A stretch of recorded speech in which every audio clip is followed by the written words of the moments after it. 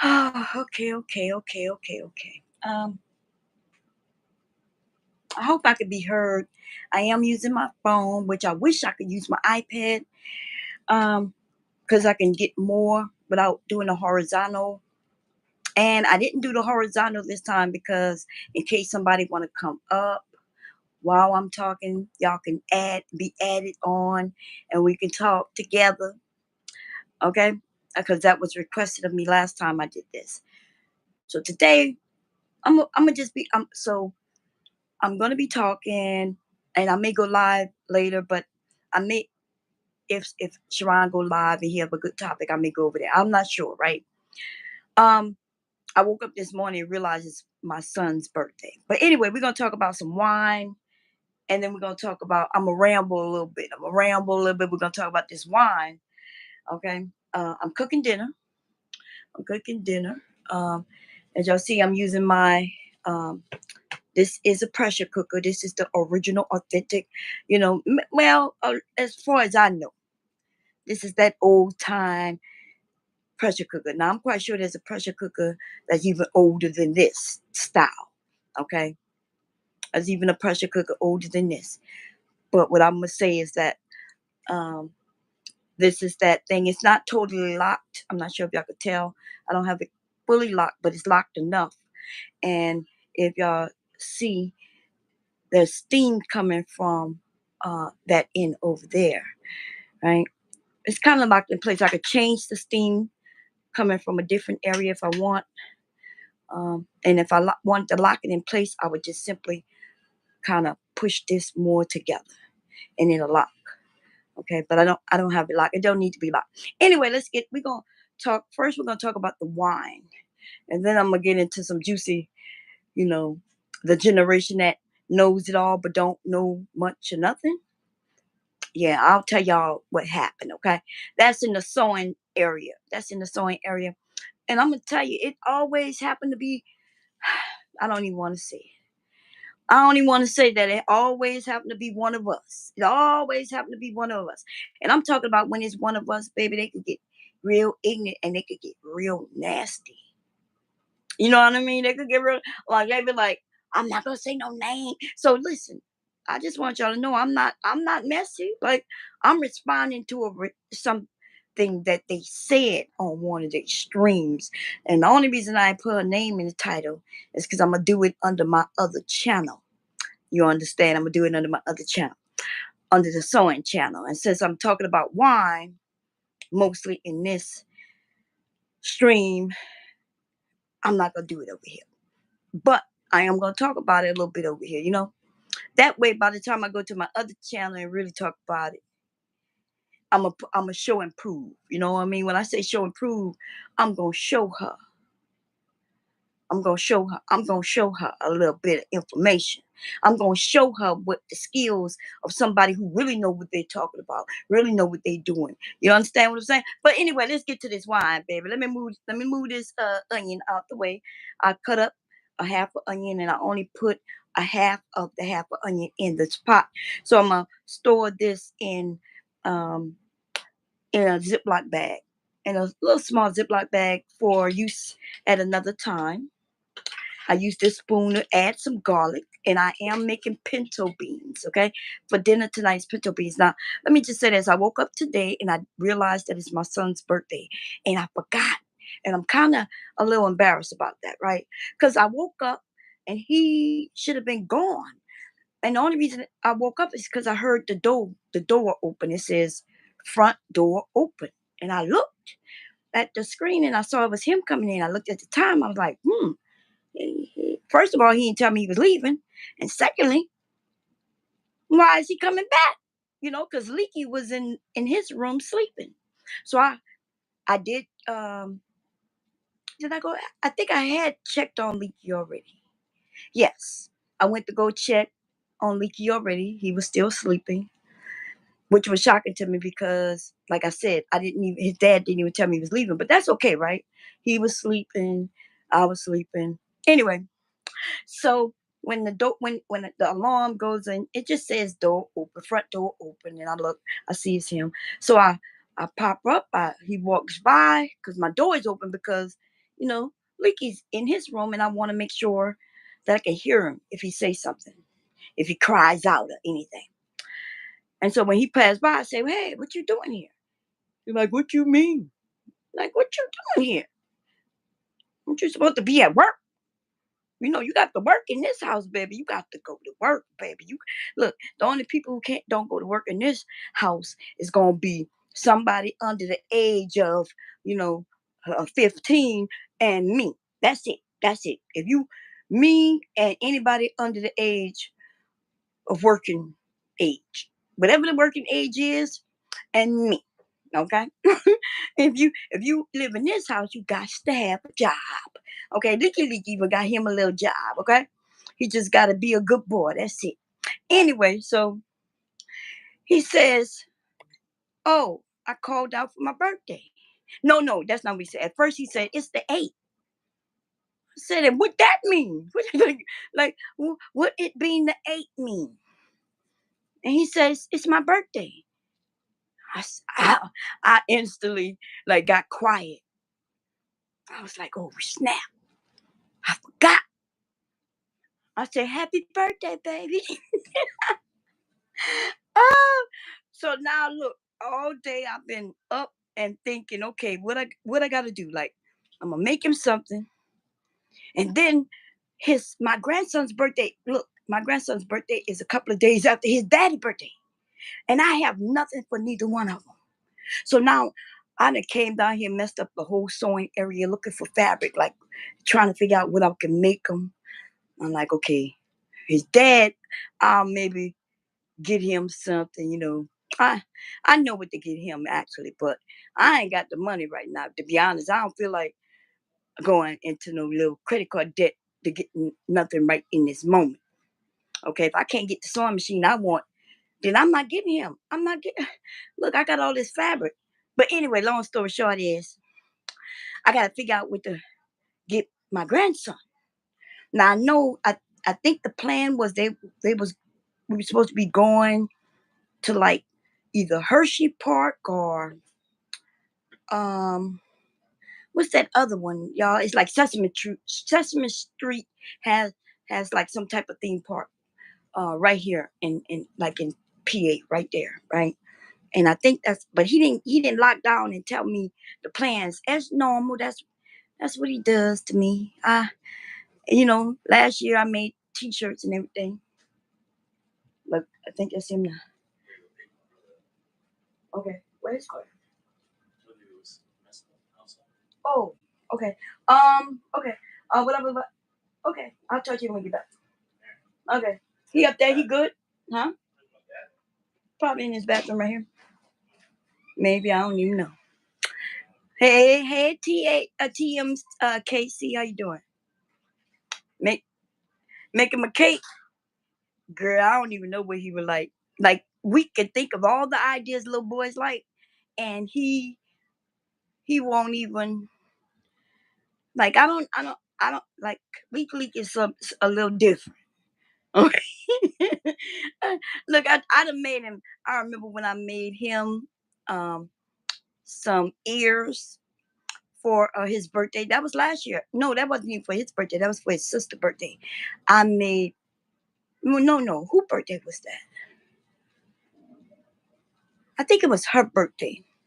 And I made ears. I made those ears, like Mickey Mouse ears, up on a headband, and it was reflective, different. Like at night, one of the fabrics glow in the dark. And because it was her birthday, I made him a set and her a set. You know, um, she's still young, but she's older than him. Okay. Your grandson upstairs. Your son just left to go get your son, your other son.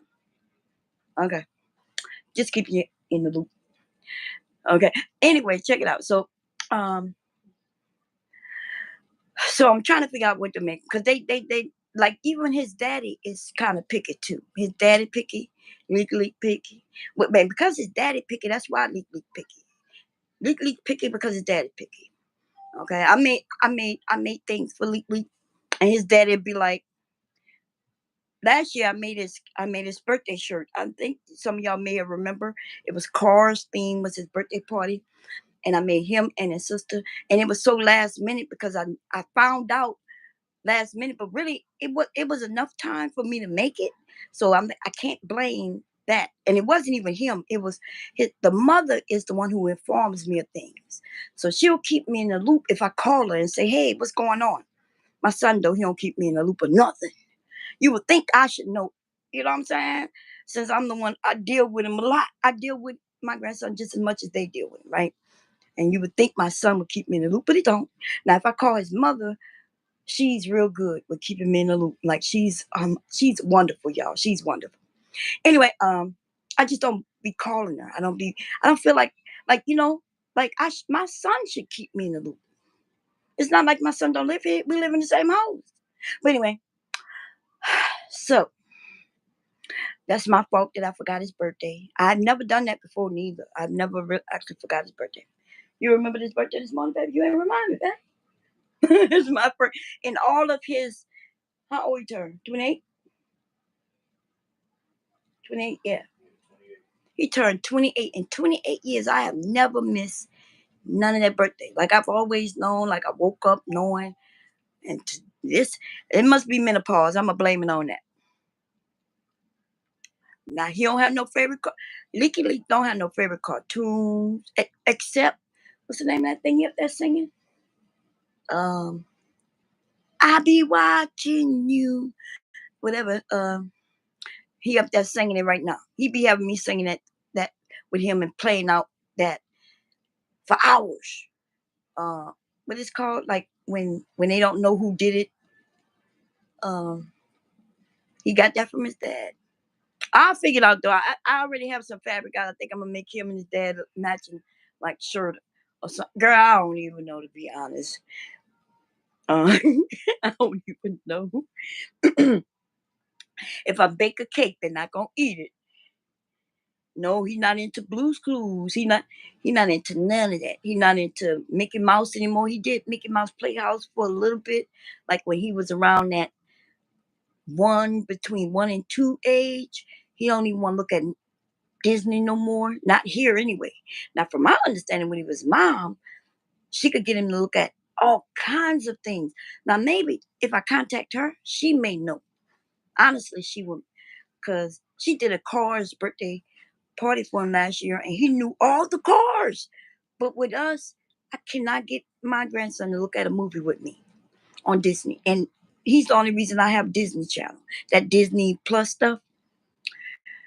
His mother is a different, she know how to get him to do certain things, and with us he does different things.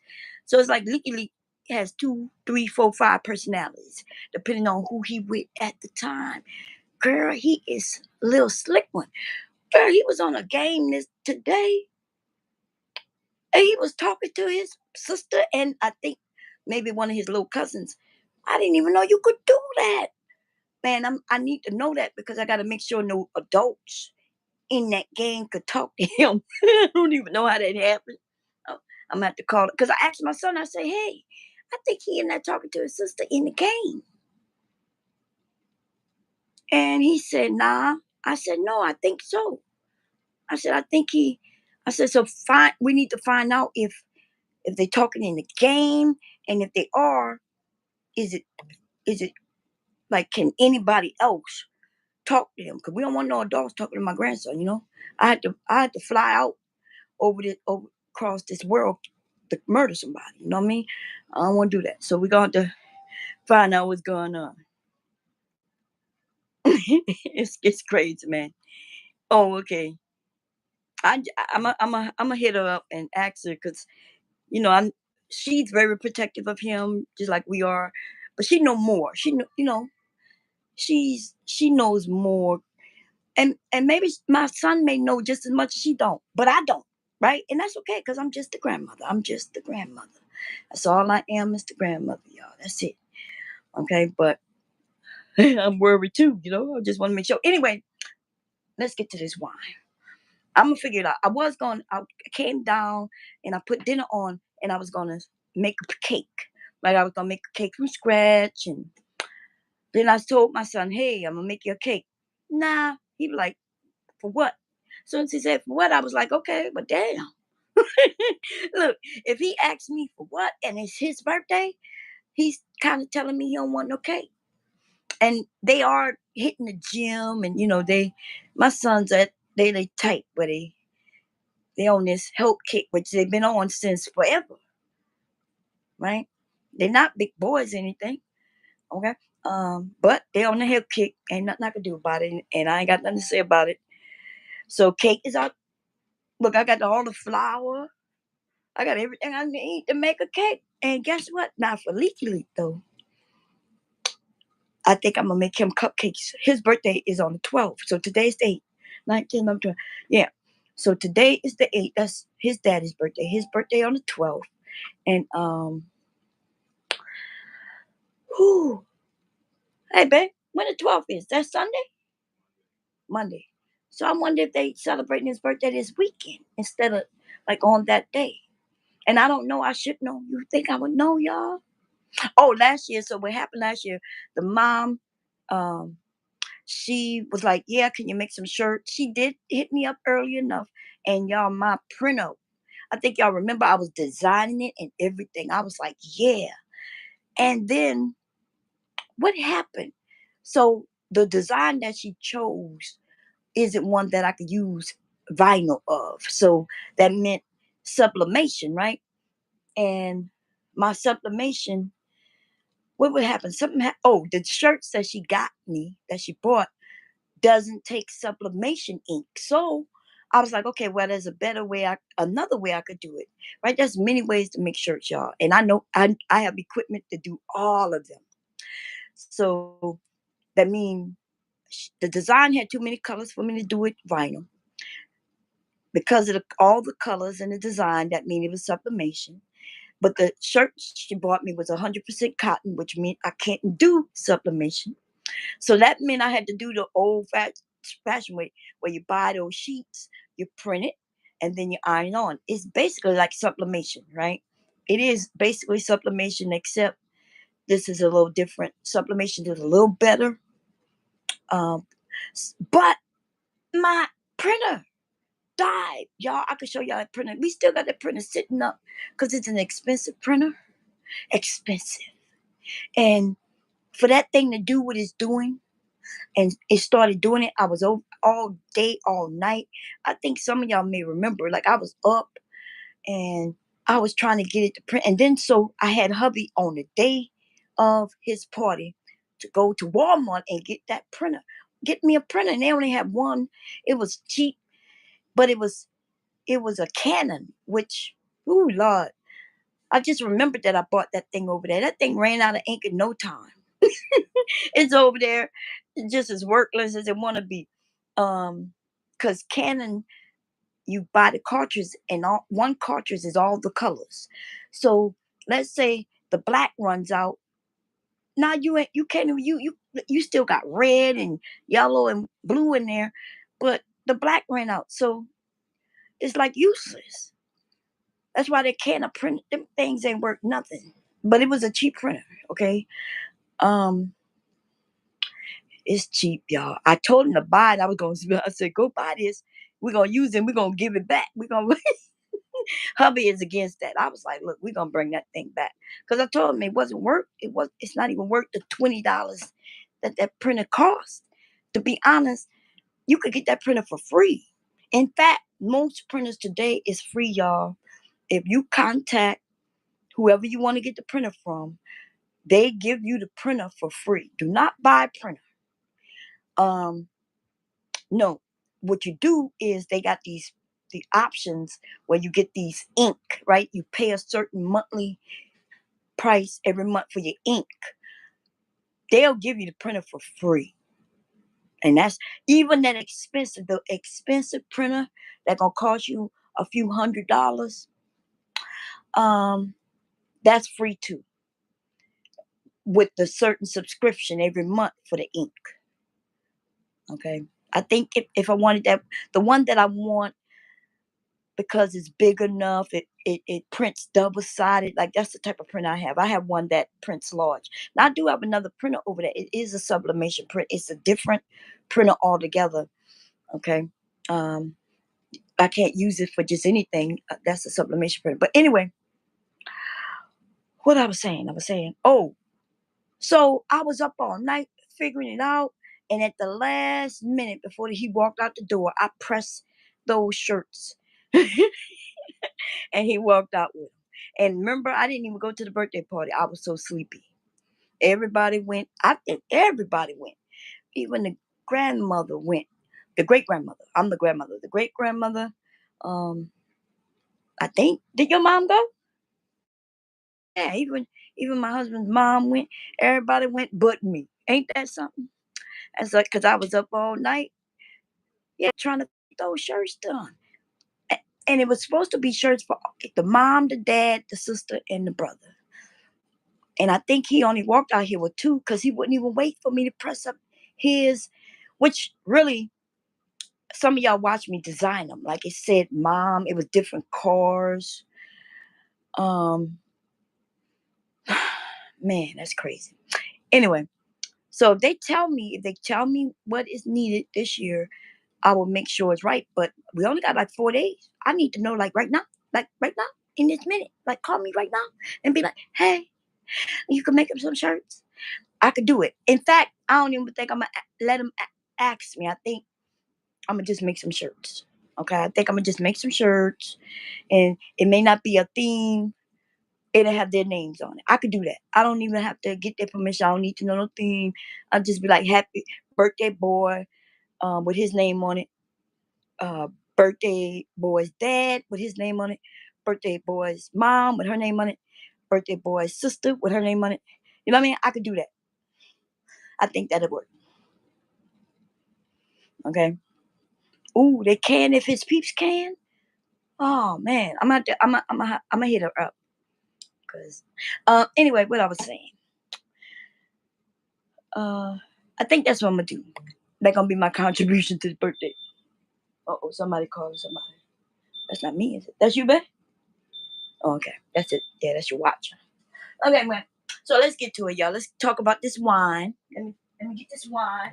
Okay, so I'm gonna have to be fair with y'all. I'm gonna have to tell y'all the truth. Somebody been sipping. Y'all remember? Somebody been sipping. The kids. See, they first look, they don't be liking the test, nothing homemade. But y'all see this? So that's why I wasn't rushing to do the back sweetening because look, it was way up here. Y'all watch me take some of it out to put in my cooking wine bottle. And now, look, I asked him, I kept asking him, hey, can you try it? Just tell me if it's strong as wine that you drank when you buy it. I was like, I just need to know, like, because I didn't take any levels, I didn't take any measurements. I'm like, but you drink wine, could you just let me know? Like, I don't want to, be claiming that the wine is strong and it's not, right? And they finally had a taste of it when it was in my kitchen, moving things around and cooking, right? I think that was last Saturday. And so Saturday, apparently that's when they were drinking. And on Sunday, he's like, oh, I finally tasted your wine. And I was like, oh, how was it? He was like, it was a little he said it was the flavors wasn't really there like that. It didn't taste what he thought it was because, it says white grape. And I explained to him, yeah, I'm a back sweetener. And then I came down and I was like, well, you say you was complaining. You that wasn't a taste of wine. That's a whole drink. You drink of wine. That wine was right here. That wine is right here. Okay. So when I had told people I was gonna help back sweeten and things like that, and I realized, okay, my kids done drunk the wine. My kids done drunk the wine. Okay, they done drunk the wine. But anyway, uh, so I am gonna talk about the back sweetening of this wine, right? So this wine took 4 weeks. That's because we didn't use any. There's a lot. We didn't use nothing, right? We use sugar. Of this bottle of juice, sugar, and yeast. And I'm talking about regular yeast. And we came up with wine. Oh, and by the way, my sons did say that this wine was strong, if not a little stronger than the wine that they buy. Okay? That's what they said. Hey, Reese. How you doing, Reese? Okay, so that's what they told me. They gave me the stamp of approval, and I was like, yeah. Okay, because the shit tastes real strong to me, y'all. I'm not a drinker though. And so when I took a little taste, like it smelled really strong. I'm not a wine. I don't like wine. I don't like alcohol. It's not that I don't like wine. I don't like alcohol. Okay. So let me tell y'all. Let's talk about this. First, let me check these beans. The reason I have them in the pressure cooker, first of all, I know I'm going everywhere, y'all. I'm going back and forth, but that's okay. I'm cooking dinner. A pressure cooker. What's the purpose of a pressure cooker? What's the benefit of a pressure cooker? It cooks things quickly. The pressure in the pot is what's, that steam, and it's like it's cooking in there. And you could cook something that might cook in 3 hours. You can really truly cook it in like an hour. For real. Hour and a half, depending on what your levels are, like how high you have it. Okay, you gotta be very careful though when you're taking this thing off. But I didn't have it completely on there. So we're gonna take a look in there really quickly. Y'all see that? Y'all see that cooking? That is cooking, baby. I didn't. These beans haven't been on long. Okay, that's why I put them in here, because normally I cook them in a crock pot, and they're soft already. Okay. They actually. How long you been here, babe? Okay, so they've been on for 1 hour, less than an hour. Like he's been here almost an hour, so they've been on for 30 minutes. Now, what I will tell you though, I did come down this morning and I did soak them, so they were gonna already take less time than when you soak them. They soften up. When I realized the crock pot wasn't where I could reach it, I had to improvise. So I improvised, and what was me improvising? I decided, okay, well, I'm gonna soak them, and then I said I was gonna cook them regular. Cooking them beans regular might be like 2.5 hours. You could cook a pot of beans in 2.5 hours. The thing is, yeah, you have to kind of stay around it. You make sure you stir it. Put all your ingredients in it, and in 2.5 hours, your beans will be done. Um, this is less than an hour. And I'm gonna smash them. These are pinto beans, okay? So pinto beans, you kind of smash them up. They are soft. I'm gonna put that top on and let them go again. But they smelling good. I am gonna add a little tomato paste in there, just a little bit. Pinto beans is usually not white, y'all. I'm not sure if y'all ever seen them, but they usually have a little color. That is from tomato paste. Now, I don't know why people put tomato sauce in them. I don't know what's up with that. I guess if I only had tomato sauce, I guess I would add it that. I don't even know why people buy tomato sauce. If y'all could tell me why you would buy tomato sauce instead of buying tomato paste, if y'all could please let me know what's the reasoning behind buying tomato sauce instead of this. Please let me know. Maybe I'm missing something. Okay, I must be missing something. Because tomato sauce is tomato paste with water added. One of them is more concentrated than the other one, right? Tomato paste, because it has no water added. And so all you have to do to make tomato sauce is to add water to it. And this little thing of tomato paste will make a bigger can than that tomato sauce little can, right? So you kind of this used to be. I remember when I was paying like 25 cents for these. Yeah, they cost more than that now, but. And also, if you could tell me what's the difference between Hunt's tomato spaghetti sauce, Hunt's tomato sauce in the cans. Y'all know which ones I'm talking about? Sometimes I buy them when I don't feel like if I don't feel like adding a lot of things. I don't know why. Like if it's on sale, I'll buy it. Like if it's like 50 cents a can or some shit like that, I'll buy that. But other than that, I'm not buying that, right? And let me see if I have one. I probably don't because I haven't been shopping in many years. Let's see. I'm talking about real serious shopping. I do not. But it's Hunt's and it's in a can. And it's called Hunt's spaghetti sauce. So that's just this, and I'm not even joking. That's this. And they claim to add salt and pepper and other things that you could just put in yourself. Because if you ever taste it, just taste it. You got to taste it. Look like we got a few people in. We got the Don Juan show. What's going on, baby? He said, you frying chicken wings to go with it, bomb? I'm not frying no chicken, baby. No chicken. But honestly and truthfully, that is a good idea. Okay? And I could tell you a Southern boy, baby. Where you from? Because on some real stuff, right? Beans, rice, cornbread, and fried chicken is what you make in the South. That's what you make in the South. That's your dish. I ain't never had beans of no type, whether it was lima beans, pinto beans, red beans, white beans, without a piece of fried chicken on the side in the South. I ain't never had that in my life while growing up. And but but this a new day and age, baby. They started telling people that you only get a certain amount of protein. So, when you when you talking about, oh, I had my daily allowance of protein, then you can't add no chicken to no beans, baby, because the beans is the protein in itself, right? So now it was getting confusing to me.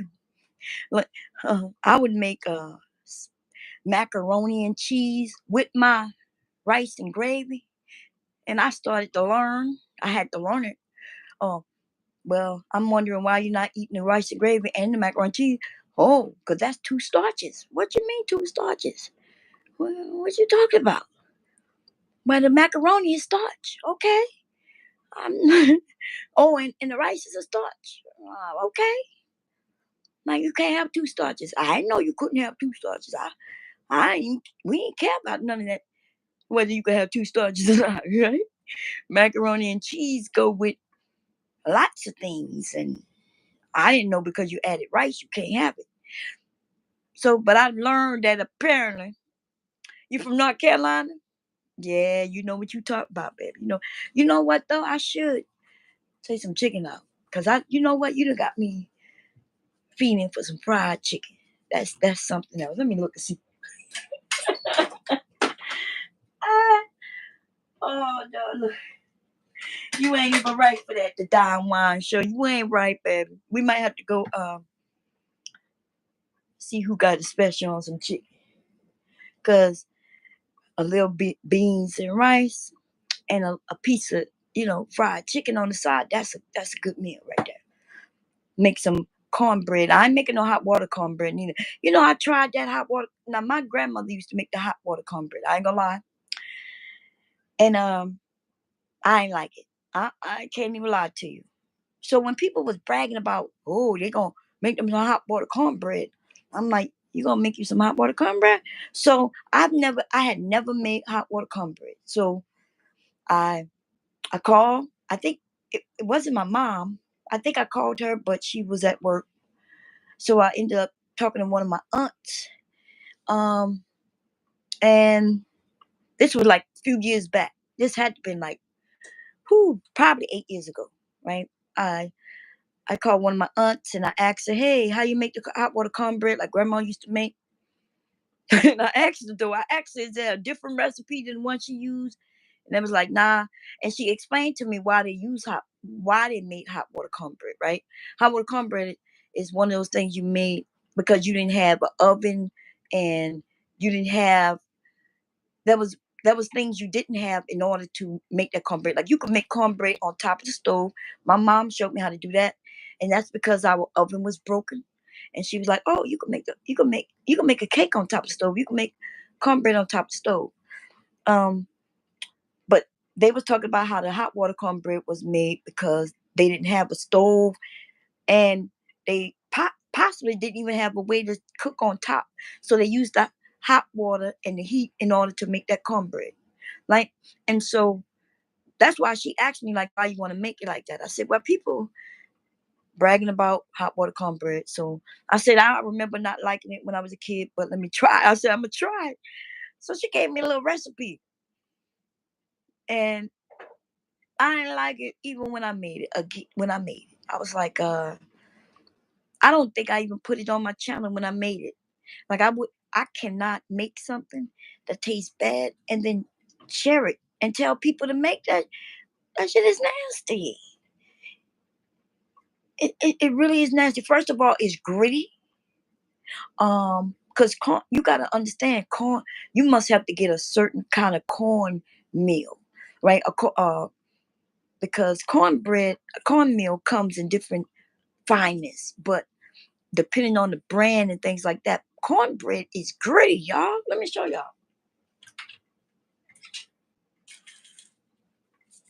See, this is cornmeal, right?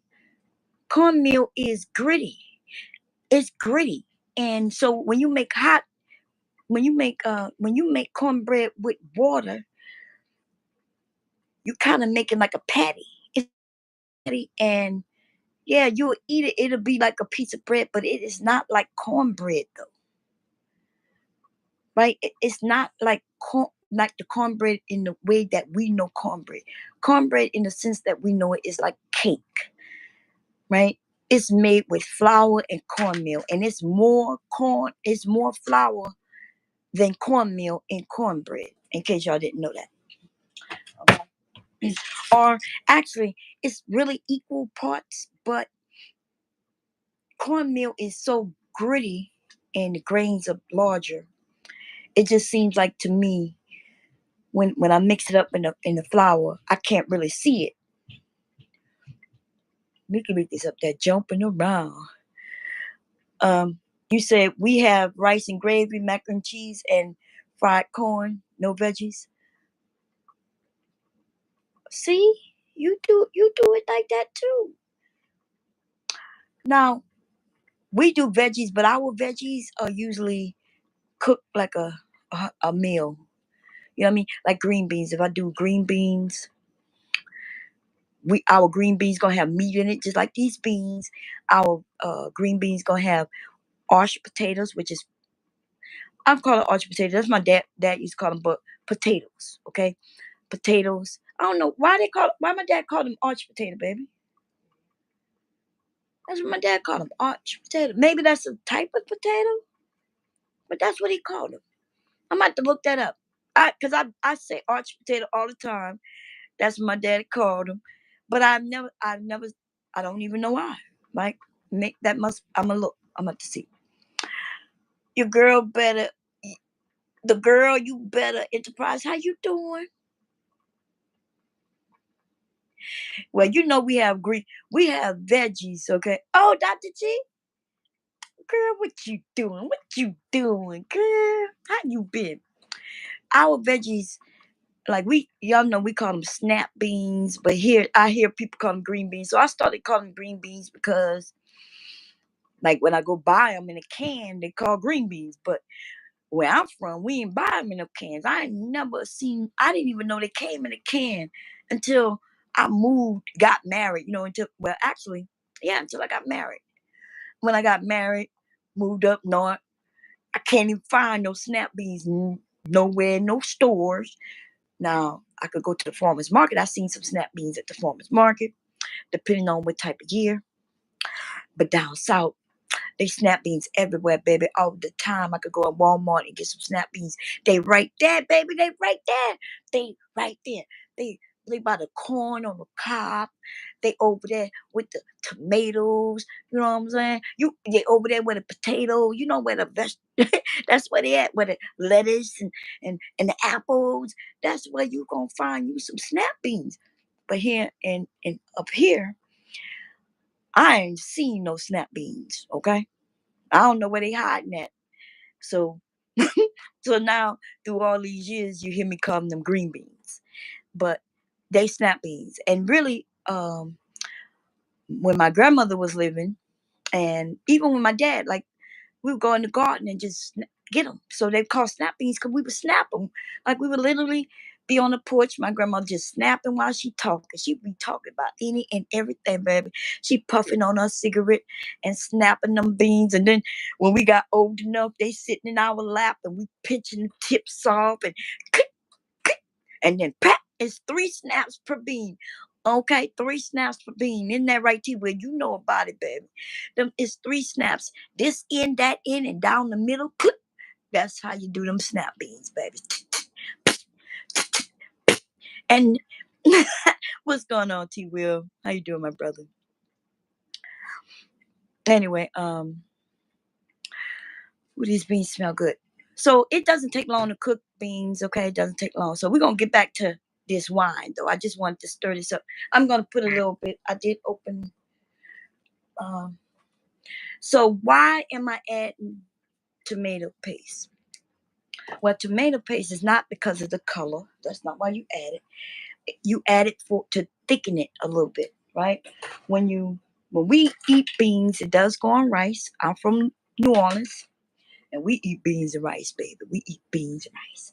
Okay, so to put something on rice, if you just put this on rice the way it is, you're gonna have just some water, right?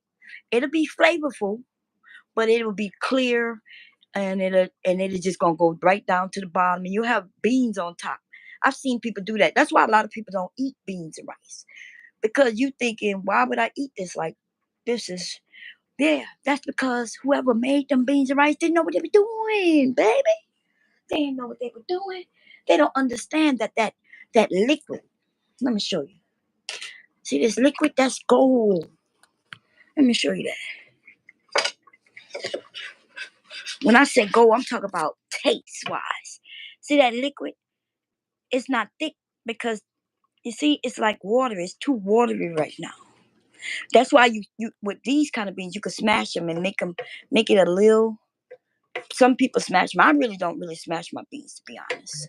Okay, because what I'm about to do, baby, is gonna give that a little more consistency, right? But see that flavor? That's flavor, baby. From the meat that you added, from the onion and from the garlic and the salt, the pepper, whatever else you add in there, this is the flavor. And so this goes on top of the rice. Yes, the beans is flavorful too, but this is the gold right here. But see, right now it's a little too runny, right? It will wet the rice, but it's a little too runny. And that is what you add tomato paste for. Because tomato paste will thicken it a little bit for you. There's a few things you could do to thicken it, right? You could make a slurry with so you can make a slurry with cornstarch. That'll thicken it a little bit. You can also, what else? Let me think. Cornstarch, tomato paste. Trying to think of something else. I know there's another something else that'll thicken it, but generally tomato paste adds a little bit of flavor, but it really doesn't. It's a faint little flavor, right? So, so if y'all know, y'all let me know what's going on, Mr. DJ Music, baby. 3 snaps, you right? How you doing? I'm doing good. It's 3 snaps. In soups, you can use Parmesan rind because the wax will work. Oh, Sin Seven just taught me something, y'all. Now you know what? I've heard of beans in soups. I've heard of bean soup. I've never had bean soup though. I've heard of it. I've never. So you don't need a lot, right? And what is a lot? I don't know, but I'm gonna put that much in there. By the way, we only have 1 pack of beans. Usually in my family we need 1.5 packs of beans, but we didn't have 1.5 packs. Okay, we only had 1 pack, and that's what why we should go get some chicken. Cause for real, this beans gonna be gone. Okay, these beans not gonna last long. Um, wait, don't have me trying out some bean, cause I imagine if I eat beans, bean soup would be good. I've never had bean soup though. She said, the Parmesan rind. What is that, babe? What's that? Parmesan rind. Rind. I don't know what that is. Sin. Sin said I made white country gravy. Ooh, girl.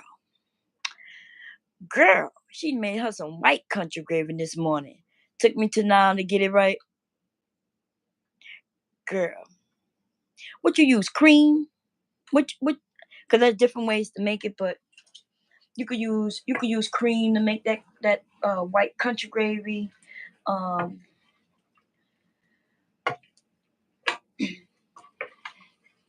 girl,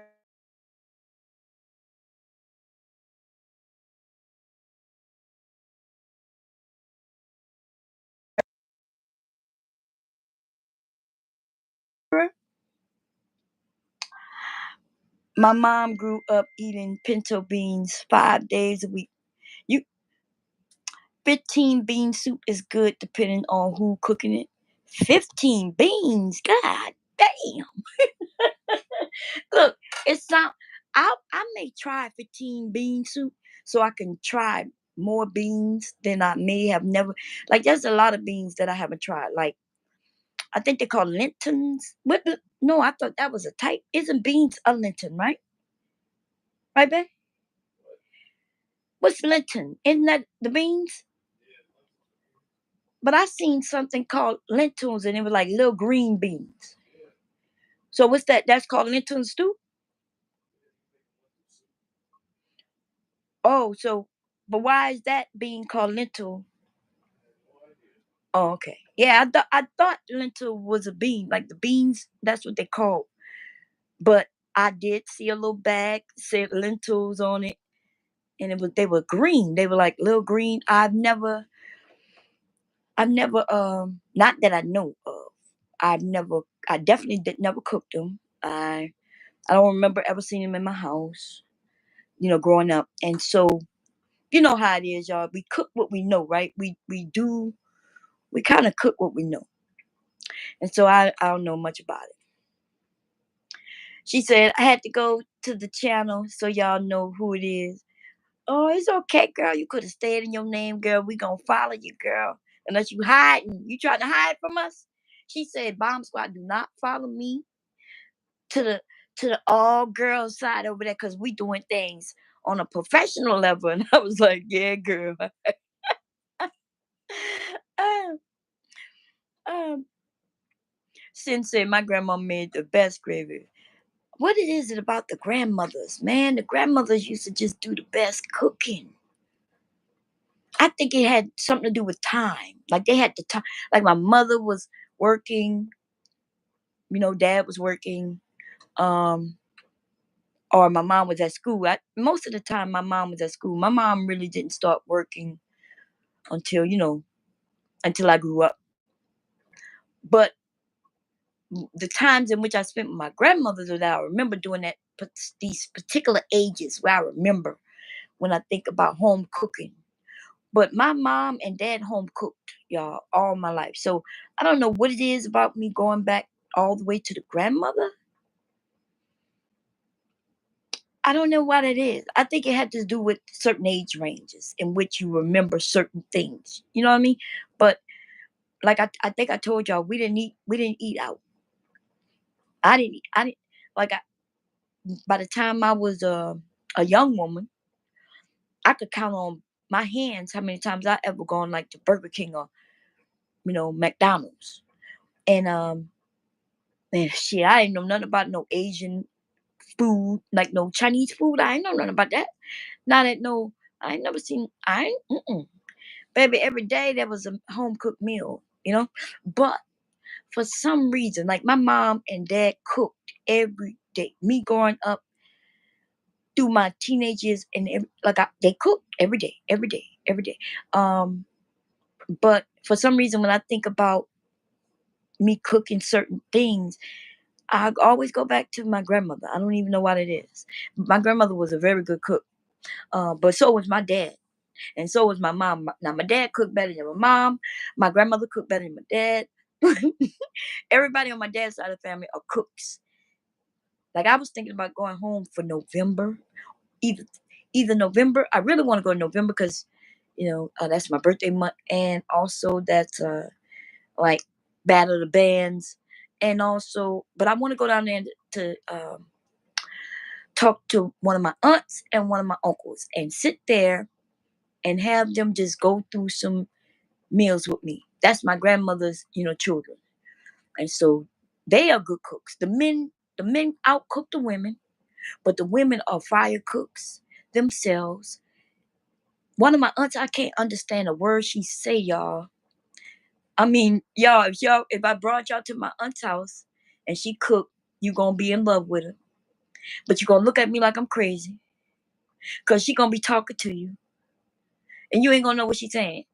Cause I do not know what my aunt be saying. And something going on. I can't. And so I wish she used to be like she used to be, where I could go and she could tell me, I understand what she's saying. I could write down these recipes and keep it kicking. But I'm not gonna be. I will call her if I could do that, but I can't understand shit she's saying. And so I gotta go there and watch her put the shit in a pot. I make my fire as um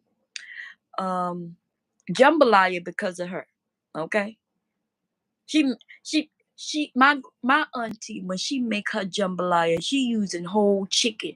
Like I watch other people because they not from where we from. So if you from where I'm from, we use whole things, right? We not just using the chicken meat. We gonna have the whole piece of chicken in the goddamn meal. Y'all, if people don't understand, that's where the flavor comes from. The bone, right? The bone stores lots of flavor. That's where you get your stocks from, right? So that makes sense that you wouldn't just put the meat off the bone in the dish. You would put the full piece of meat in the dish. And so people up here be thinking I'm crazy because I make that jambalaya. They like that jambalaya or that dirty rice, but the jambalaya costs a little more because you know all them chicken bits and things. Hey, period butterfly, how you doing? Sensei, my grandpa used to fix turkey dumplings every Thanksgiving, and when he passed away, I haven't had it since. Girl, listen. I know what you mean. Listen, if listen, this is what I would tell all you younger people, right? If you're younger and you still have your grandmother and your grandfather, right? And they still alive.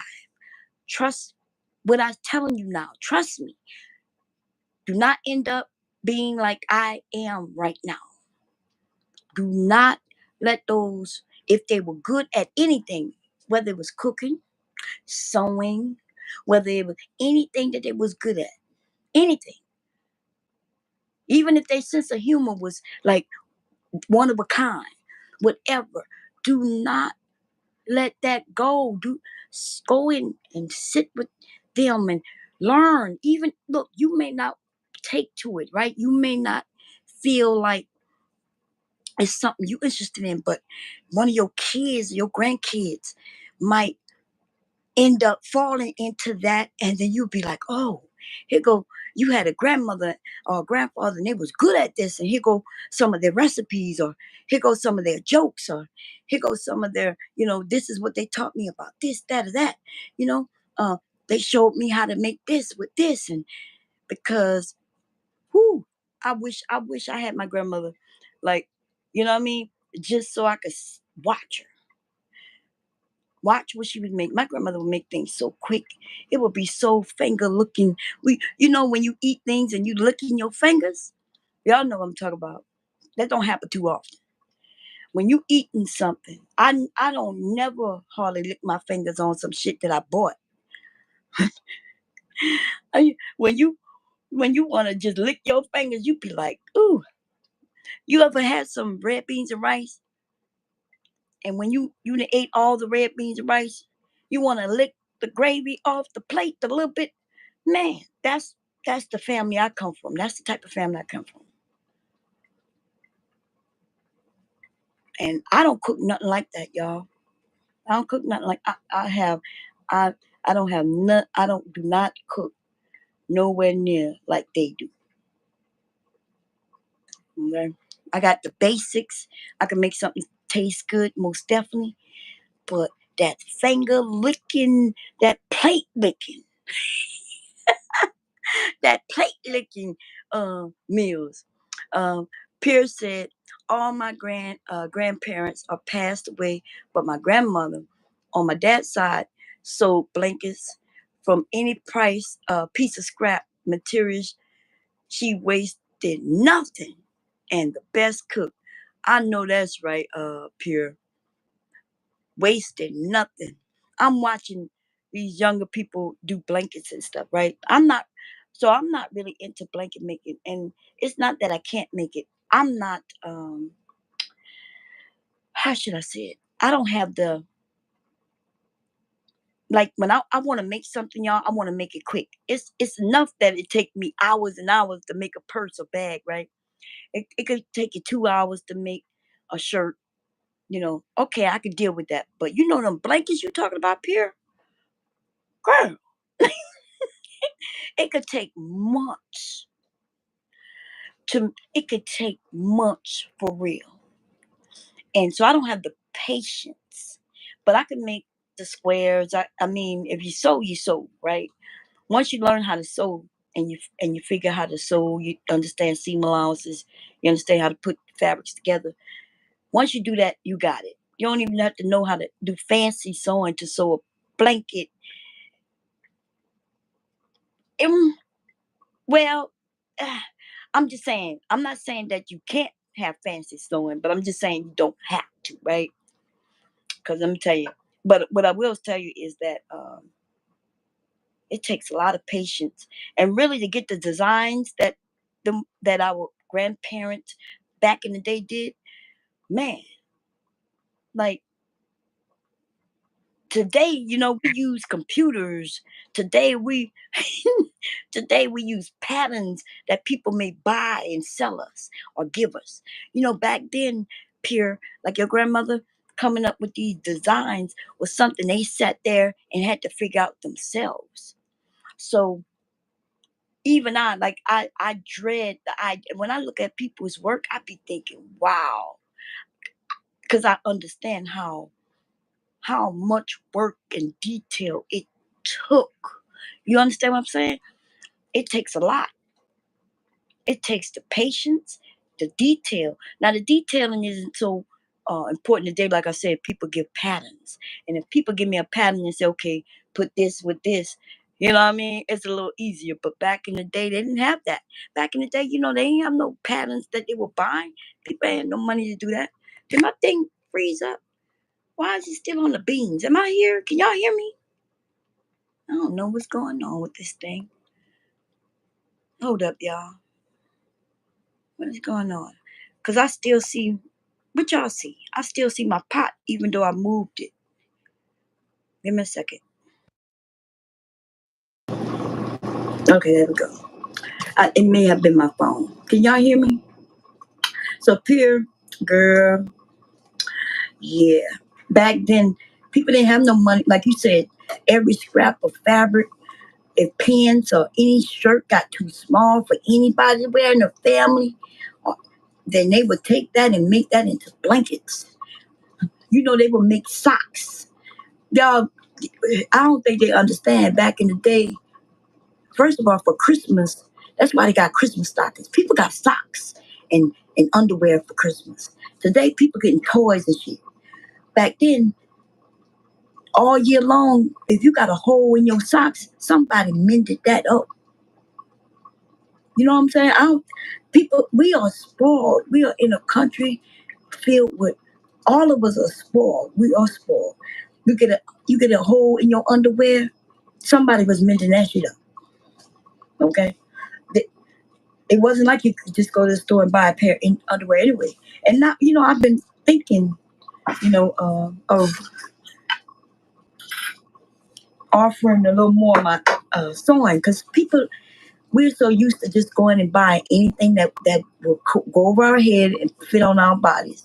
But we don't get it tailored.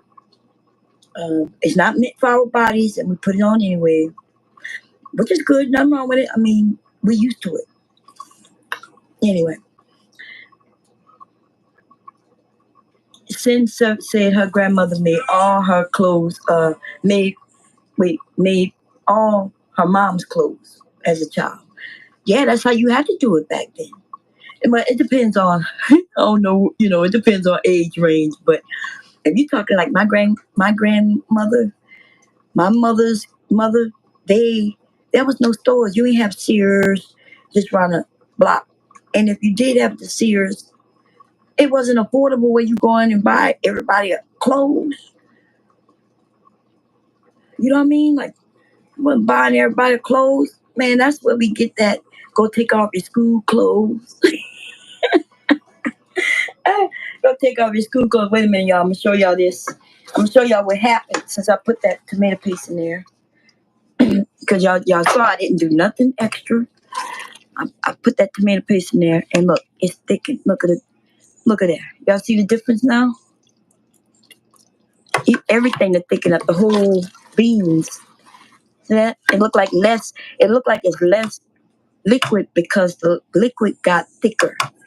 Okay, so look at that. See how it look now? See how it runs? It runs slower than it did before. So that on top of rice look like a gravy. See, that's gonna be like a gravy, and that's what that tomato paste did. It didn't really add much of a flavor because now I'm gonna taste it. I'm gonna scrape this like that. Mm, mm. Yeah, that's good. Yeah, that's good. Damn, you know what I did? I put a little sugar in this. Um, Now when I add sugar, I do add sugar to the beans, so you don't have the bubble guts. I actually need it. I cannot. My stomach can't handle eating beans like it used to. I'm not sure it's because I don't eat them as much as I used to growing up, or if I'm just gotten older. Right? It could be a little bit of both. But anyway, the sugar kind of takes some. But see, I think I added a little bit too much sugar because you're not supposed to taste the sweetness, but I do. That tastes so good though. That tastes good. Let me see. My mom was born in the 1940s, so her mom was probably born in the 1930s. Oh, and you talking about the Depression? Yeah, the 1920s to a certain time, people was damn near starving, man. People were lucky they had clothes. Like, um, when we go into American history and really, uh, people be talking about, I know history. I be like, nah, you don't know history. They be talking about, nah, everybody was married. Everybody was this and everybody was that. I'm like, man, there a lot of people wasn't married at all. That was people who couldn't even create families. They were barely able to take care of themselves as single people, let alone having families. Like, I don't know why we just focus on what they put out there. Anyway, y'all, let's talk about this wine real quick because it's gonna be quick, right? So I made the wine. My kids drank the wine. Okay. Now you can back sweeten your wine. That means after you make the wine and turn it into alcohol at the percent that you want it at, you could then sweeten it. Now this is the thing. I think I was asked this question. I think I gave the wrong answer last time. Um, a bitch Tide asked me, "Hey, if we sweeten it again, will that re-kick the fermentation process again?" And I think I told her no, right? But I should have told her it depends. And I may have told her that it depends. I think I may have told her it depends. And it does depend. Okay, it depends. So let me tell you. First of all, you can make this wine the way I made it, and you can then sweeten every glass. Let's say instead of sweetening this whole bottle, I pour uh I pour a glass right now, but I want that glass to be not as dry. I decide I want it sweeter. I can add my sweetener directly to the glass that I'm drinking. And you can do that per glass. Every time you pour you a glass, you can decide to keep it dry. Because you might like dry wine, but you like dry wine, but sometimes you like it sweet. And so you would keep it dry, of course. And then when you're ready to have you something sweeter, you would add the sweetness directly to your glass. Okay, so what is the sweetener? Well, there's different ways to sweeten. What I would say is you make a simple syrup. A simple syrup would be water and sugar, and you would do a 1-in-1. If you do 1 cup of water, you would do 1 cup of sugar. That's the simplest way. But you don't have to do 1-in-1. You could do like 1 cup of water and half a cup of sugar. You could do it however you want. It's your wine, right? But to make it real simple, 1 cup of water, 1 cup of sugar, and you put it on the stove and that until the sugar dissolves completely. And then now you have your simple syrup and you add that into each glass. Now, you can also do that to each bottle of wine. Let's say I want some bottles of wine to be sweet and some bottles of wine to be dry. You would do the same thing. Now, this is the kicker though. If you start doing it to bottles of wine, that's where that it depends go. Because if I add simple syrup to this juice right now, just that's it. Just add sweetness. This may end up fermenting again. The sugar may get the yeast to kick up and become alive again. And so that's why if I add simple syrup, if I add the sweetener to it, I am gonna have to wait. I gotta wait a week to be safe to see if it ferments some more. If it doesn't ferment in a week, then I know it's safe, and then I could bottle it up, right? Oh, he can have it if he wants some, babe. They were for him and his dad mostly. I had some. But Leaky, you hungry? Mm-hmm. Oh, Mama got to put the rice on. Okay, let me turn these beans off. I'm sorry, yeah, I'm talking. Let me put these beans on, rice on while I'm doing this. I'm talking too much. I'm sorry. Give me a second. Let me get the pot.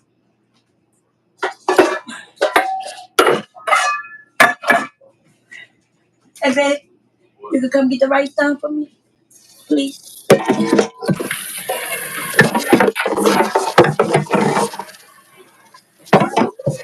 Okay, y'all. I'll let y'all see me do what I'm doing. Sorry, even though you hit me, I hit you. Oh, that was. Oh, that's it.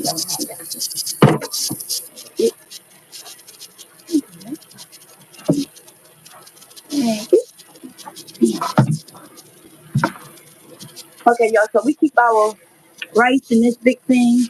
Okay. I'm not sure you was able to hear me. We keep our rice. We buy our rice by the this big 50, is it 50-pound bag? Yeah, we buy a 50-pound bag of rice, and then we fill this thing as we go. Uh,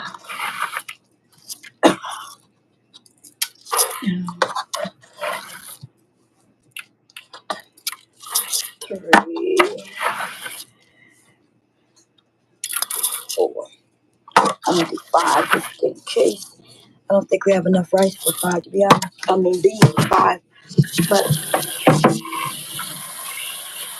okay, so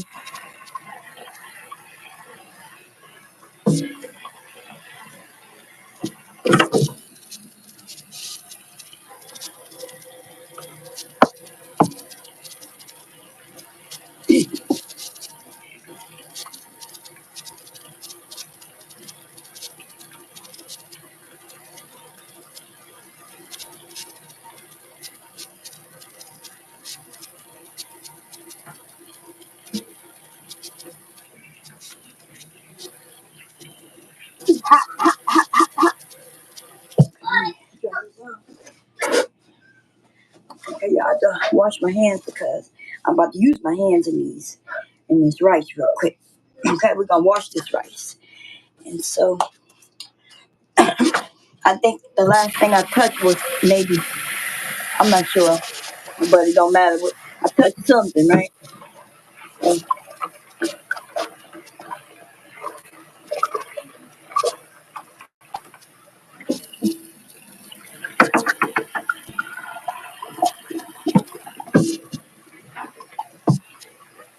so you do want to. Okay, I'm gonna turn it off while I say this, right? I've seen directions on rice where they say do not wash your rice, and I'm gonna tell you don't listen to them. Don't listen. Do not listen to them. Please don't listen to them. If you know how rice is made, certain rice, how it's grown, and things like that, you were gonna rice. You better wash that rice, okay? Now the truth is though, you do lose the starch.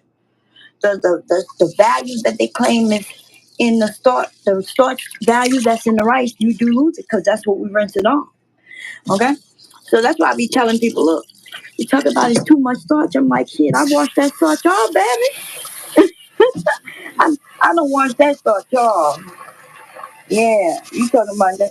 You done lost that starch. You better get that starch somewhere else because it's okay to get that macaroni.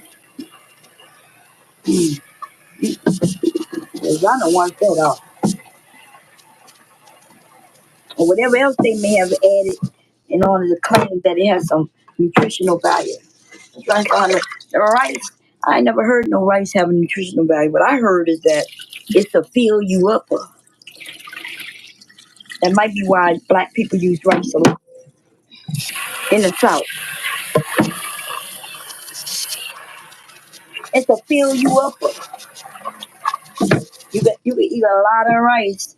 You only get one piece of fried chicken, but you can get you a lot of rice with some gravy on it, baby.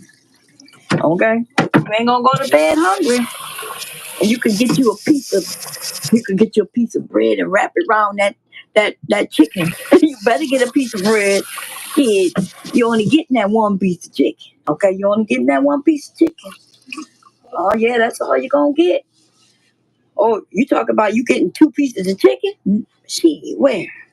You see the price of the chicken now? If you got a family of four, you lucky that you can get two pieces. You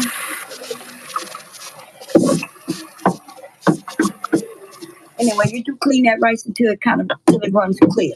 Okay? And it's simple as that, y'all. That you don't lose no rice because the water runs off. And then,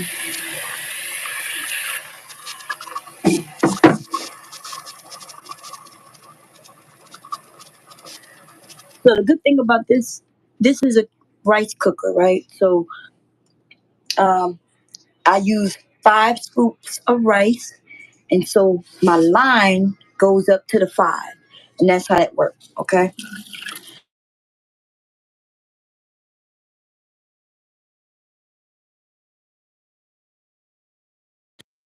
My my phone rung in my back. Okay, cool. So I go to the 5, but I'm not. So it's up to the 5, but I won't know if it's really up to the 5 until I put it on the level surface. So what I'm gonna do, I'm gonna add salt. Right now, if you want to know if you how to salt your um your potatoes and different things like that, rice, you add the salt directly to the water, little by little, okay, and you stir it like that, and then you taste the salt on your finger. Just now, I did not taste any salt, so I know it's not enough. I put a little more. I rinsed my finger off, y'all, because y'all saw me lick off that finger, right? So I'm gonna stir it up like that. Because what we salting is really the water, right? The rice gonna absorb the water, so you need the water to be have salt in it. So if you taste the salt, then you're good. If you don't taste the salt, then you're not good. Okay? So I'm gonna stir that up, and I'm gonna do it again. And that time I do taste a little salt, and that means I know that the water is salt. has a taste of salt in it where the rice can absorb it. Okay. Now I am real sensitive to salt. In other words, I don't like a lot of salt. So my rice usually come out good for me.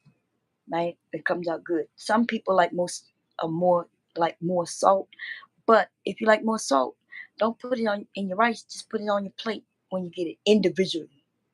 Okay, because people have different taste buds. I tasted some things that are pure, ooh, terrible, and hubby be liking it. He'd be like, "Oh no, it's good for me." I'm like, "Oh, this is too salty. Oh my god." Okay, so I am now just gonna make sure this is level. I'm gonna put it on a level surface like this, and then I'm gonna look. This is the 6, and down there is the 4. And in between means that's a 5, and therefore I'm at 5. And that's what I like about rice cookers. Okay. Okay. Cool. Now I'm gonna put this in my rice cooker. Y'all don't have to see me do that. I think y'all seen me do that before.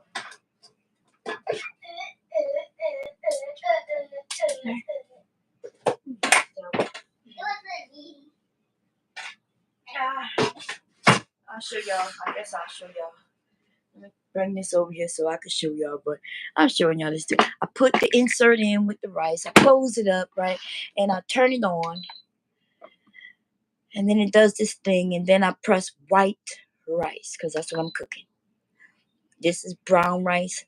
If I want to steam some vegetables, if I want to cook slow cook, if I want to cook the beans in here, I could have. And if I want to use delayed timer, now I'm gonna just push that back like that and let that do its thing. The beans are done. The rice will be done. Now, depending on the amount of rice you're cooking, depends on how long it takes to cook. And so 5 cups of rice. And when I say cups, I'm talking about that's 5 of those cups, the measuring cup that came with it. That does not equal 5 cups. In other words, it will end up being 5 cups of cooked rice, but that cup that I use to measure the rice out is not a full cup. I hope that makes sense. I hope what I'm saying makes sense. But anyway,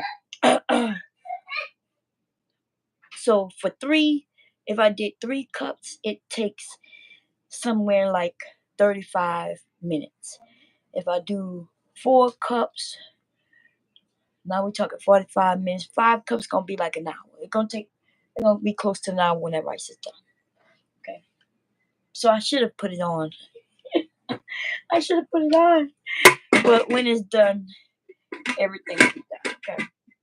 What else can I cook to go with that? I don't know. I need to put these onions away. I'm gonna put this back in the sink now because I have to wash that. Okay. Put this rice back. And that's how you do your rice. Okay. If you're cooking in rice cooker or not. Okay, so there's different ways of cooking rice. You boil rice.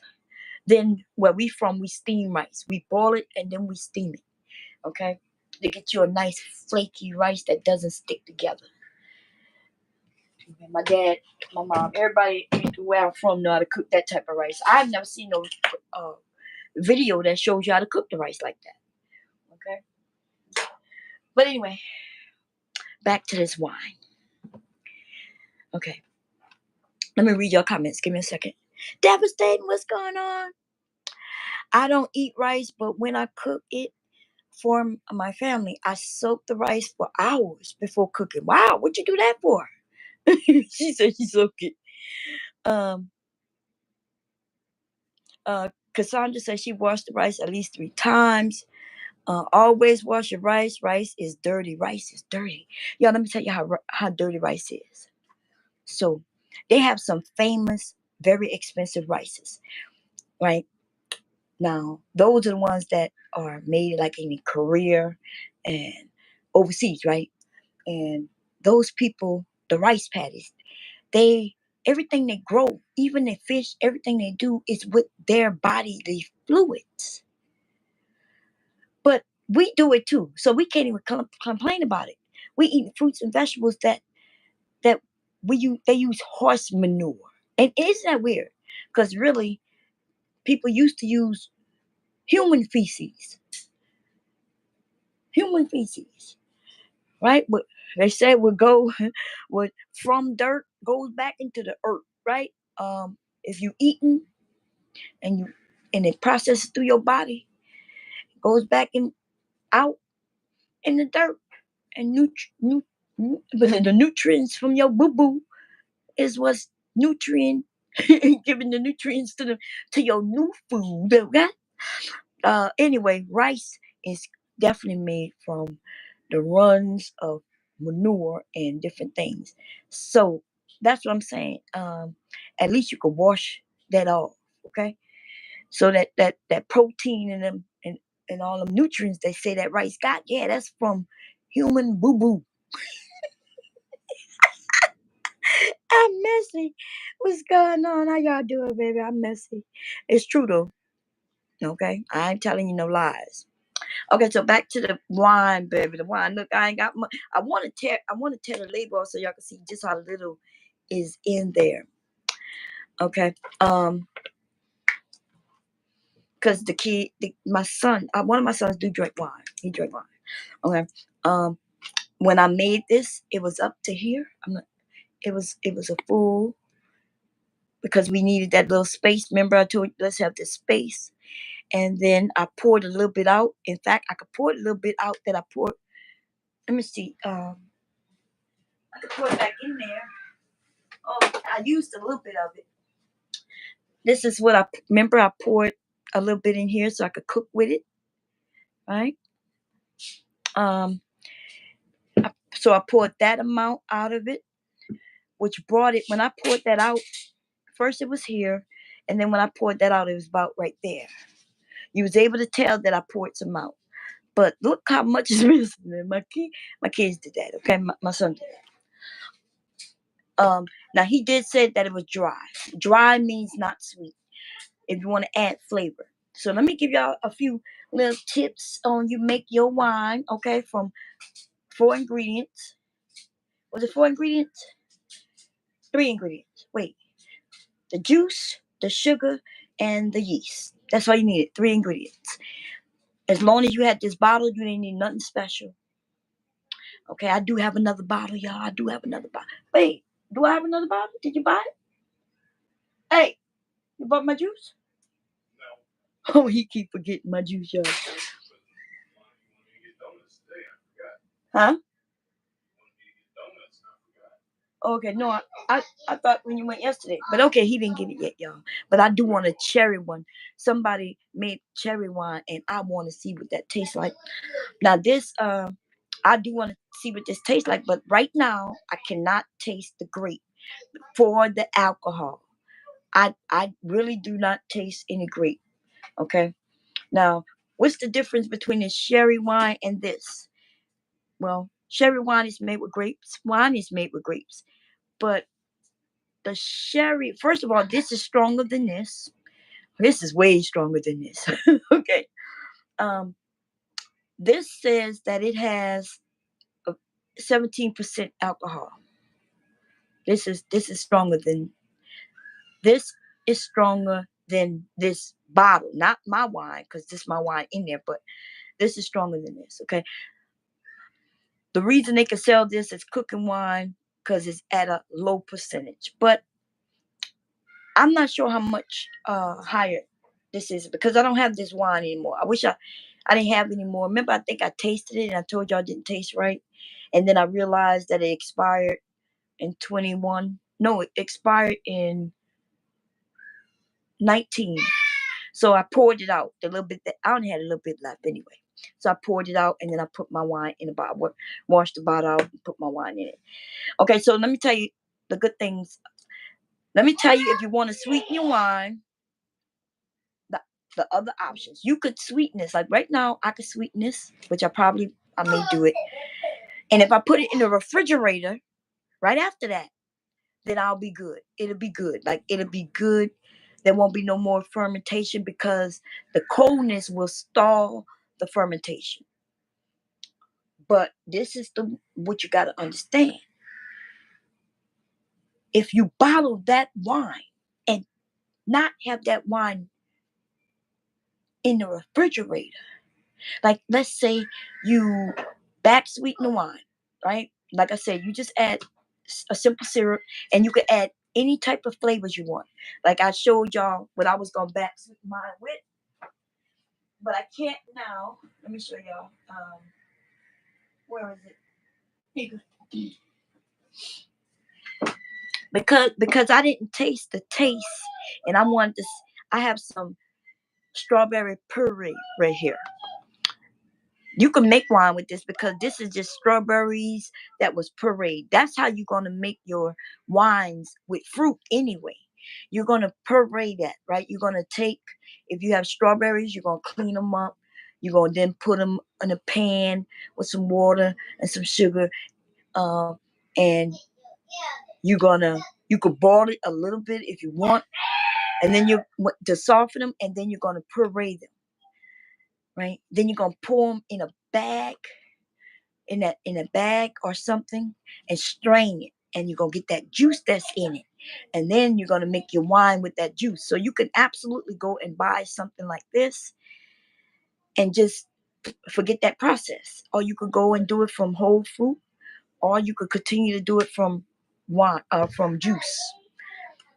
Okay, so those are the options. So I was gonna do that, but my sons, since they drunk most of it, what I'm gonna do is I'm gonna just sweeten this up, see what it tastes like once I sweeten it.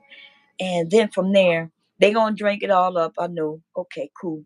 And then my next one though, I'm doing a cherry wine, and then I'm gonna do one from. I want to do one from just water, but see, I cannot. You got to buy equipment when you start. Oh, he looks sound like he's blowing air into something. But so the way I showed you how to do this is because you ain't need no materials. You ain't need no uh, sterilizing tablets. You ain't need none of this. You ain't need none of that. You ain't need to calm things down. You ain't need none of that because the bottle came already pasteurized with the juice levels in it. We know it's pasteurized, and we just added things to it. We set it down, and we know that it's good and safe. But when you start doing for fruits and things like that, now you have to have tablets, right? You have to have things that gonna make sure that you don't get bacteria. There's things that come. So that's why when you buy a kit, the kit comes. If you buy a certain kit, the kit gonna come with all those things. Now, I was gonna buy that kit, and then I was like, "Bitch, you don't even drink wine. But you don't drink wine. What are you doing?" I was like that. I'm not lying. That kit is in my cart on Amazon. Right? It's not even a bad price, but it's bad. Cause I was like, bitch, you don't drink wine. What you doing? What you doing? I'm like, bitch, like you could buy fabric with that. What you doing? And so I ain't gonna lie, like it's hard for me to buy it. Cause I can I could continue making wine, showing you how to make wine like this, where all I need to buy is a juice every so often and make wine. Right? I like I just feel like, why am I buying this wine make a kit and I don't drink wine? Just to show people how to.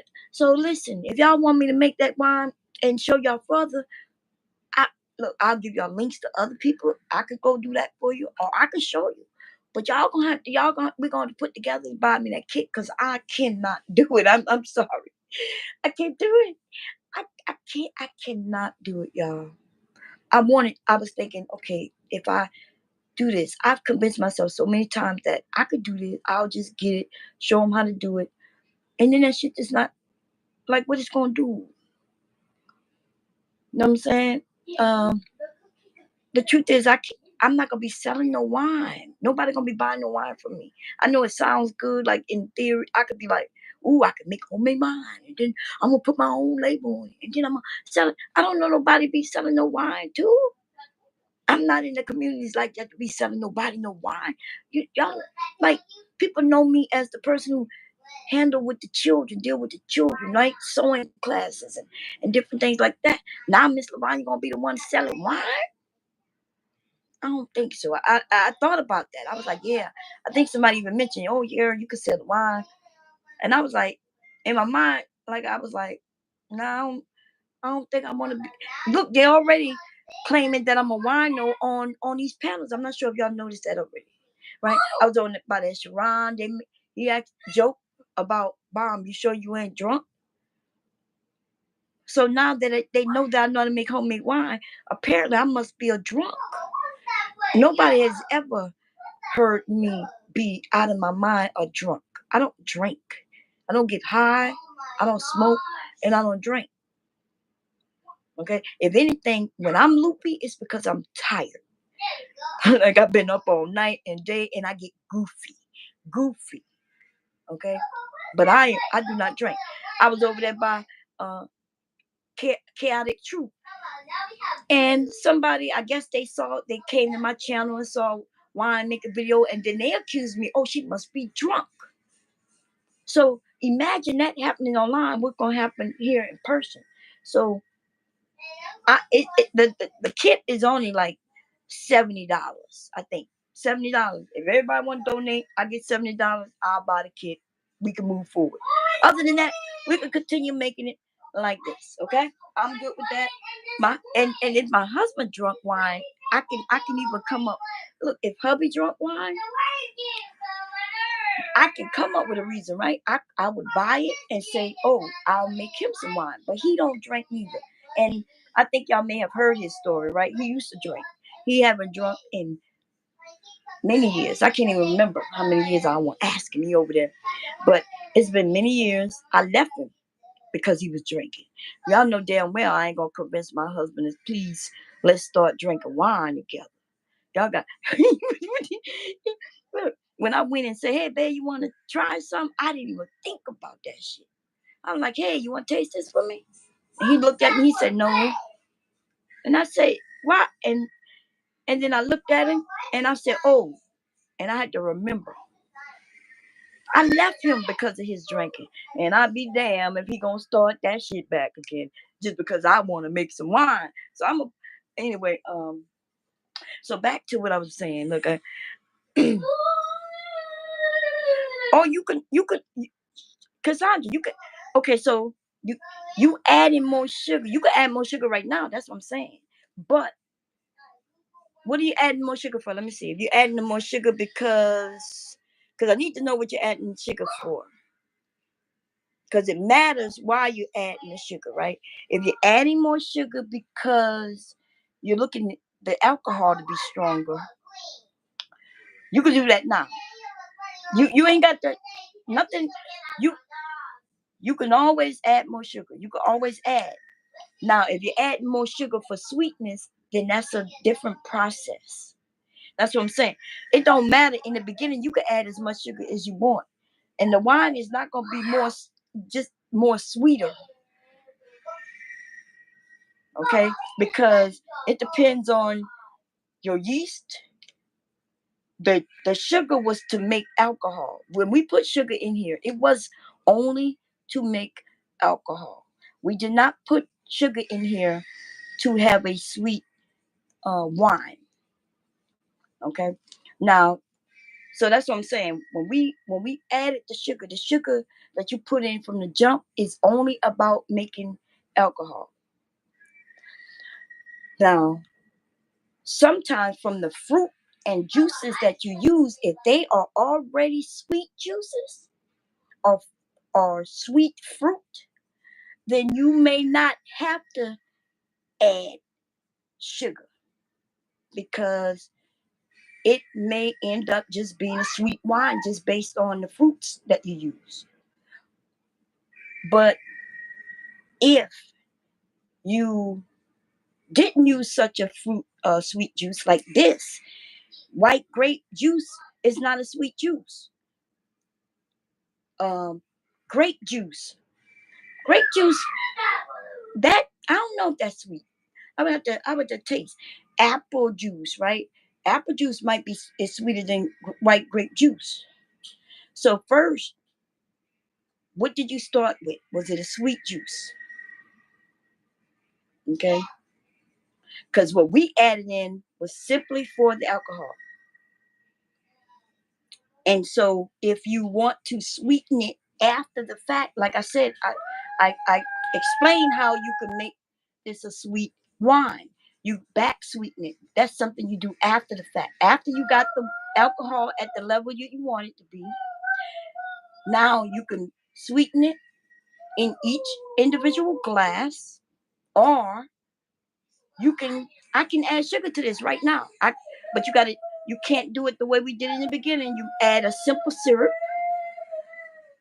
you add it and you taste it, and if it tastes good, you good, right?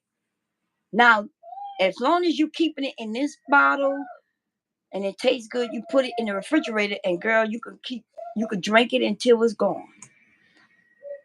Where you might mess up at is if you put it in this bottle at that sweetener, put it in this bottle, you put it in the refrigerator, but then you decide, oh, I want to bottle some up. And you put it in a bottle, and that bottle may explode. And the reason being because if we add sweetener to this right now, it may start fermenting again. It may start because the yeast may be able to, this yeast may not be dead, it may not be done. And it don't matter even if I skim it off and take the yeast out, which I wouldn't do unless you have the equipment. You have to have the equipment.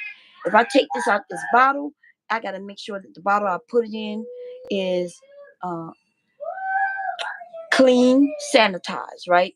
That equals sanitize. You have to buy some things to sanitize these bottles, or you have to pasteurize them, which I can show you how to pasteurize your wine and your bottle, right?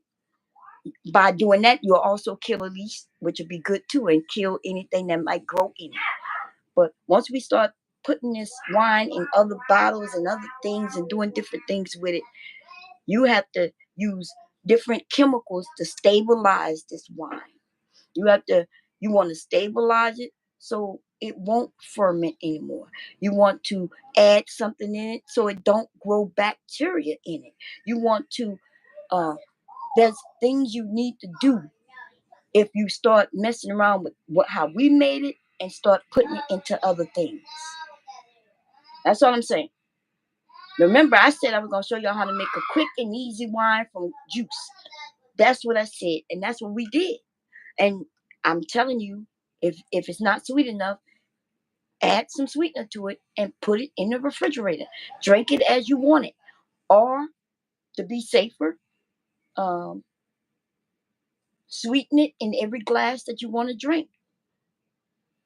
Add your simple syrup to each glass. When you pour your wine in, add you a little simple syrup. Taste it. If it's sweet enough, now drink it that way, and you'll like it. And nothing wrong with that. That's your individual way of drinking. Okay. Now, if we want to do it better, then we do have to get a kit. And I'm only saying a kit because the kit come with everything you're gonna need. If you don't want to get a kit, then you still gonna have to buy everything that's in the kit. You're gonna have to buy the sanitizer. You're going to buy um, there's tablets that gonna make sure no bacteria lives. You're gonna kill all bacteria in your juices.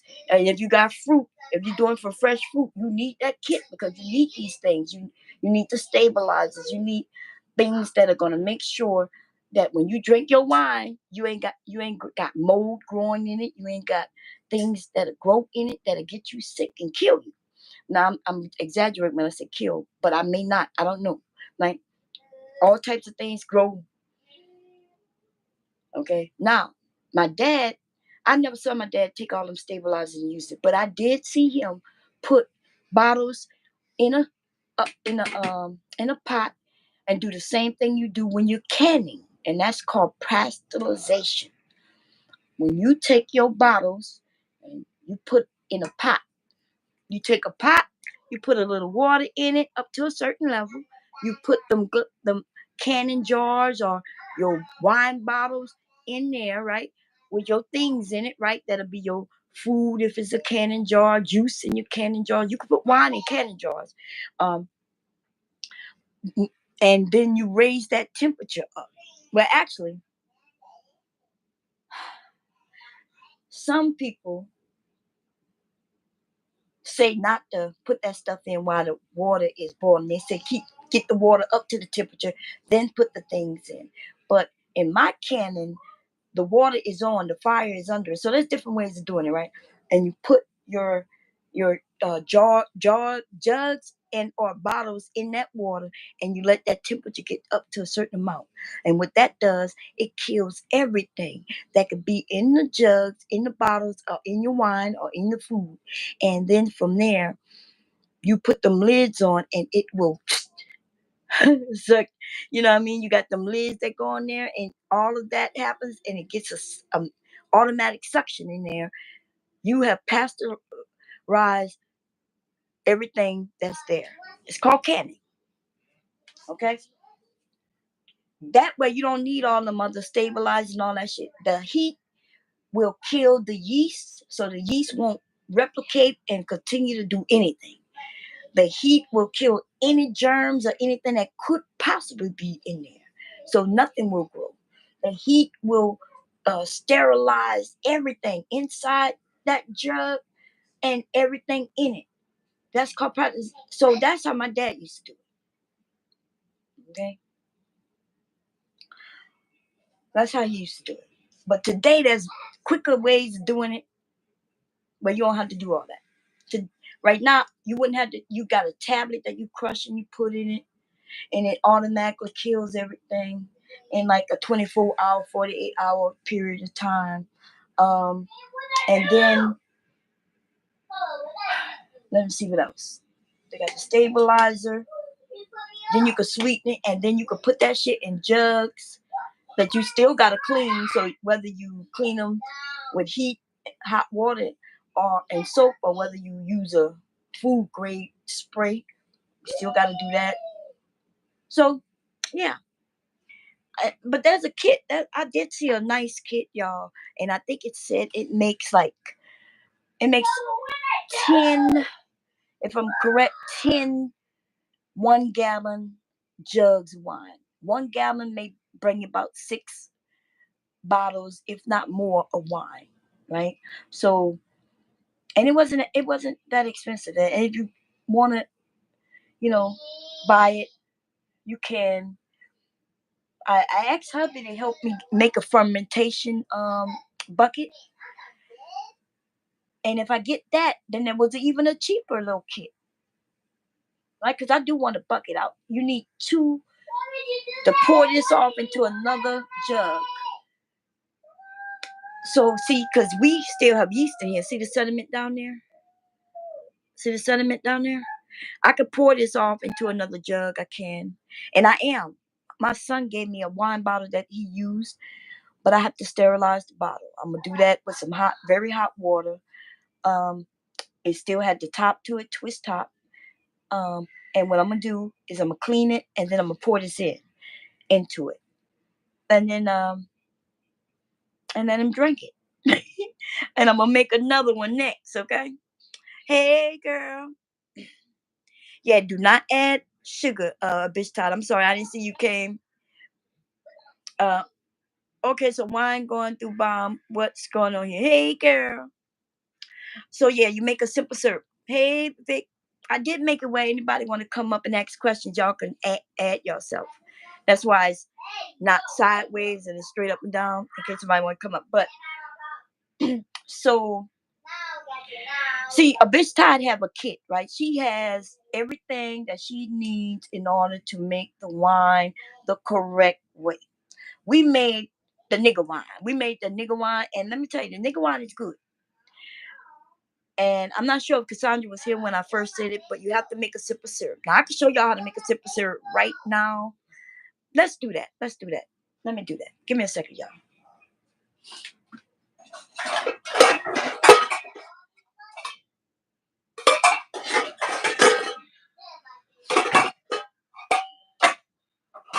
Okay, listen. So if you made this wine, I'm about to show you how to make a simple syrup in order to sweeten this wine. Okay, and so a simple syrup is water, part sugar. You cannot just put sugar in it. Okay, and what it is 1 in 1. 1 in 1 is equal parts, equal part water, equal part sugar. Okay, That means if you use 1 cup of water, then you use 1 cup of sugar. Y'all with me? Y'all got it? Okay, so because I'm not gonna use a lot, and it's not gonna be a lot that gonna be needed to this, but I am gonna sweeten it so I can taste it. Okay, because I think I am gonna bottle that. Okay, I'm gonna bottle that tonight since we doing it. Let's do it. Okay, so 1 cup of water, 1 cup of sugar. Let me get my sugar. I think I might need to. Let me move this beans out the way, y'all, and get a few things up here. That's what I hate about it. Let me move some things out the way. That's what I don't like. I think my kitchen is small because I don't have enough which comes space, like cabinet space where I could just do different things. Like I would love to have one of them islands in the middle of my kitchen. One of them big islands or something. Okay, so that's what I wish I had, but I do not. So I simply turned my stove into a workspace. Look at that. And that's a cutting board, y'all. That's a cutting board. Okay, so we're gonna work in this space right here. I am gonna need the stove, but that's okay. We're gonna because I don't have enough sugar in here. Well, I mean, y'all think I got a cup of sugar in there? Let me see. Gotta grab a cup measure. Cup measure not in there. That's shocking. Damn, I don't even have a cup measure in there. My kids, man, they've been in my kitchen. they've been in my kitchen. Okay. This is a cup. Is this a cup? I can't even tell if it's a cup, but I think it's a cup. Let's see. Yep, I have just enough. 1 cup. Okay. That way I have to go and grab. That's how you measure dry ingredients in that type of cup. Let me grab the wet ingredients cup.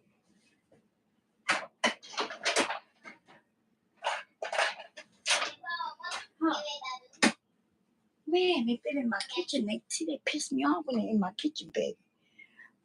They come in. I'm telling you, they come in and they change everything. The cup's supposed to be right here. Oh, jeez. It's probably way up there. I got my back starting to hurt. Wait a minute. Okay, I have another cup. Let me. Yeah.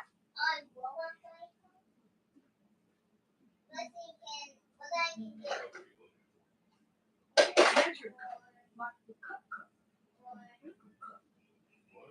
The liquid measuring cup.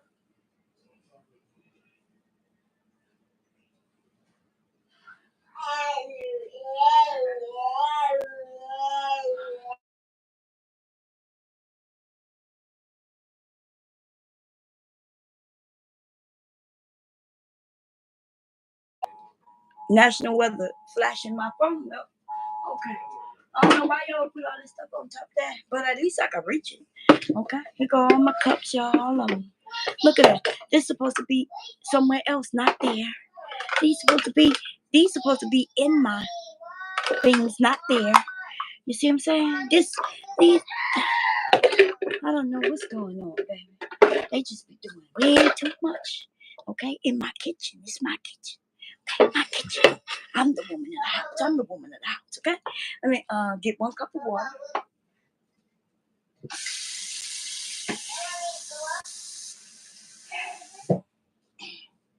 One cup of water. Now, remember, if you made a lot, now remember, like this is not a lot. That's not a lot of wine. And even if it was full, it's still not a lot of wine. You're not gonna be using that much of sugar. So 1 cup or 2 and 2 should be good. If you use 1 cup of water, you use 1 cup of sugar. And you could dump it in like that. Okay. So we're gonna move this out the way because I am gonna put this on the stove. Give me a second. I do have to move this out the way. And we're gonna turn this sucker on. Okay, we're gonna turn it on. I gotta get this out the way. Ooh, ooh. Okay, let's move this out the way. Okay.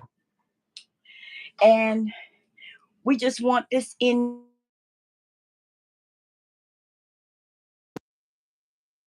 till you see that white crystals dissolve. Uh-oh, uh-oh, uh-oh, uh-oh, okay. You there? You there? Okay, am I here? No, I'm not here. Okay, I'm back. I'm back. Okay, cool, cool.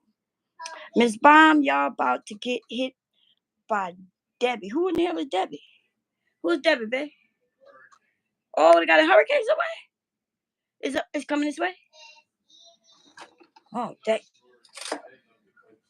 Well, you know, if devastating say he didn't put a question mark, so if he keeps up on everything. Devastating say we about to get hit by somebody named Debbie. Debbie better stay her ass back, baby. Okay, we got some bread, milk, water. I don't know. Okay, look, y'all gonna see how quick this take. This does not take long. Okay, it's raining out there, baby. I didn't even know it's raining. That's why I'm in so much pain. I've been look, I've been in pain, y'all, for since last night, and I never know if it's raining outside unless I hear thunder and lightning, which, to be honest, I haven't been listening for. Now look how quick that turned clear. You see that? Ooh, oh, it said I rotated. I'm sorry. Okay, see how quick that was? That's called a simple syrup. That is sugar, and this is a sweetener. You can let it go a little more, and it'll clear up even more. Okay, but do not let it burn. You don't want it to start. You don't even want it to simmer. To be honest, okay, you don't need it to simmer. You just needed that to look how clear it's getting. Y'all see that? Look how clear that, and that is it, baby. When I show y'all something, I'm gonna show y'all something the right way, and I'm gonna show you only the easy shit. I ain't even trying to do no hard stuff to show y'all, okay? So you know, if I show y'all, you must be easy, okay? Look how clear that came. That's your simple syrup, and that's your sweetener. And y'all know it's sweet because you saw what I put in there. I just needed the sugar. That 1 cup of sugar is a lot of sugar, okay? You added a liquid to it, 1 and 1. But you could have did 1 part. You could have did 1 cup of sugar. No, I'm sorry. You could have done 1 cup of water and a half a cup of sugar. But keep it simple. Keep it simple. Do 1 and 1. Okay. If you do 2 cups of water, 2 cups of sugar. This will last a long time. If you don't use it now, you can put this in the refrigerator and save it for later. Okay. You could put it in there to save it for later. So now here is the thing. Remember, I said I mentioned a few things about this, right? If y'all remember what I said, if I add sugar to this, there's a chance that this may start fermenting again. Now, I'm going to make sure that that doesn't happen. And how am I going to make sure? Because I'm going to put this in the refrigerator. It has never been in the refrigerator as of yet. I'm going to put it in the refrigerator. And that will stall any fermentation. The yeast will stall and it will not ferment. Okay? Cold slows down the fermentation and it'll be good until it's gone. But for those of you who want to bottle this wine, I think I was very clear, and so I'm going to say it again. If you want to bottle this wine, you cannot do what I'm about to do, but you can add the simple syrup, and then you have to wait. You have to put it back where it was in its quiet little place. I'm about to sweeten this in case you want to try it after I sweeten it. You have to, huh? Yeah. Why you need me? Oh. The rice is cooking. The beans is done. So if you want some. Okay, so check it out. So if you want to bottle this wine, when you sweeten it, you do have to wait. You need to wait at least 4 or 5 days to see if it will start to re-fermentate, because your yeast that you use may not be complete. It may have just stalled because it didn't have more sugar. And you once you add the sugar, it's gonna restart fermentating, right? Which means the alcohol levels will rise. Okay. Now, if you want to, which one? Oh, okay. The rice. How long that was? I told him it's gonna take an hour for the rice, but it's done. I'm gonna fix him a plate in a few. Okay. So if you don't want this to, if it's strong enough for you though, right? You is that the it tastes good as far as the alcohol level. You're like, okay, I know I like it where it's at. Then in that case, you have to do the same thing I'm doing. You can sweeten it and then put it in the refrigerator.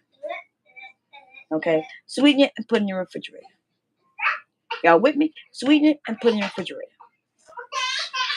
Now, let's say you have a big jug, which we didn't do. So we didn't do the big jugs. I think, as far as I know, everybody did a small jug, no bigger than what I got. So everybody should be good. But if you did something bigger, you in a whole different league, right? But if you did, let's say you did, I hope you didn't, because if you have the big jugs and everything, you should have already had like stabilizer and things like that, right? Um, Ouch! God damn it! I just touched that thing and I burned myself a little bit. Anyway, I don't think anybody did that. I don't think anybody used like the whole kit and did a big gallon jug. Actually, those kits are a big gallon jug. Like some of them are gallons, some of them are 3 gallons, some are 5 gallons. The one I was about to get is just a little bigger than this, to be honest. Like, the difference is though, like you ended up with a stronger yeast. You also ended up with um, a secondary container, which means you're going to suck it out of this container and put it in another container safely. You also ended up with things, stabilizers and other type of tablets and things, right? Um, so let me think. I'm just, look, did Dad leave? I think he did. Am I getting hit? But I hope I'm not. So do y'all have any questions? I think the only person I know that a bitch Todd she had wine yeast, or she had like a wine yeast, like a champagne yeast or something like that, right?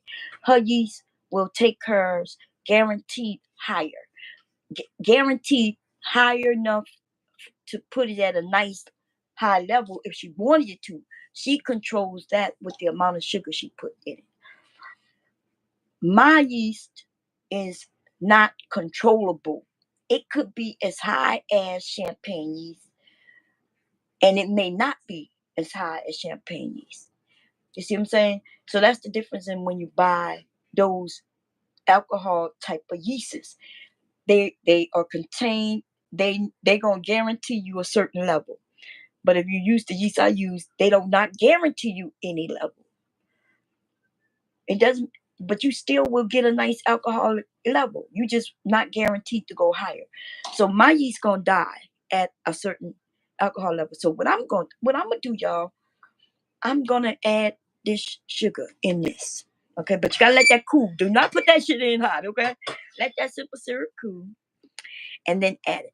And then later on, I'll either come back or I'll do like an update and we're gonna see if this start re-fermenting. And the only reason I'm doing that is because remember, I just used baker's yeast. And I would like to know the percentage in which, how strong would this get? Uh-oh. Uh-oh, my phone. I would like to know how strong could this get with baker's yeast. Like I said, it's unreliable. In other words, it will get strong. I could do another batch it may not get as strong as this batch, and do another batch, and it may get stronger than this batch. That's what happens when you use baker's yeast. But when you use wine yeast, though, they if you use the right gravity and do the right calculations, everything, you could determine how high it goes. I hope I'm making sense. Okay. Okay, bet I'll put mine in the fridge. It's still out. Yeah, I never put this in, but I'm not sure if you notice it's almost gone because my kids, girl, they liked it, girl. They don't, but they did say that it's dry. They did say that it need to be sweet.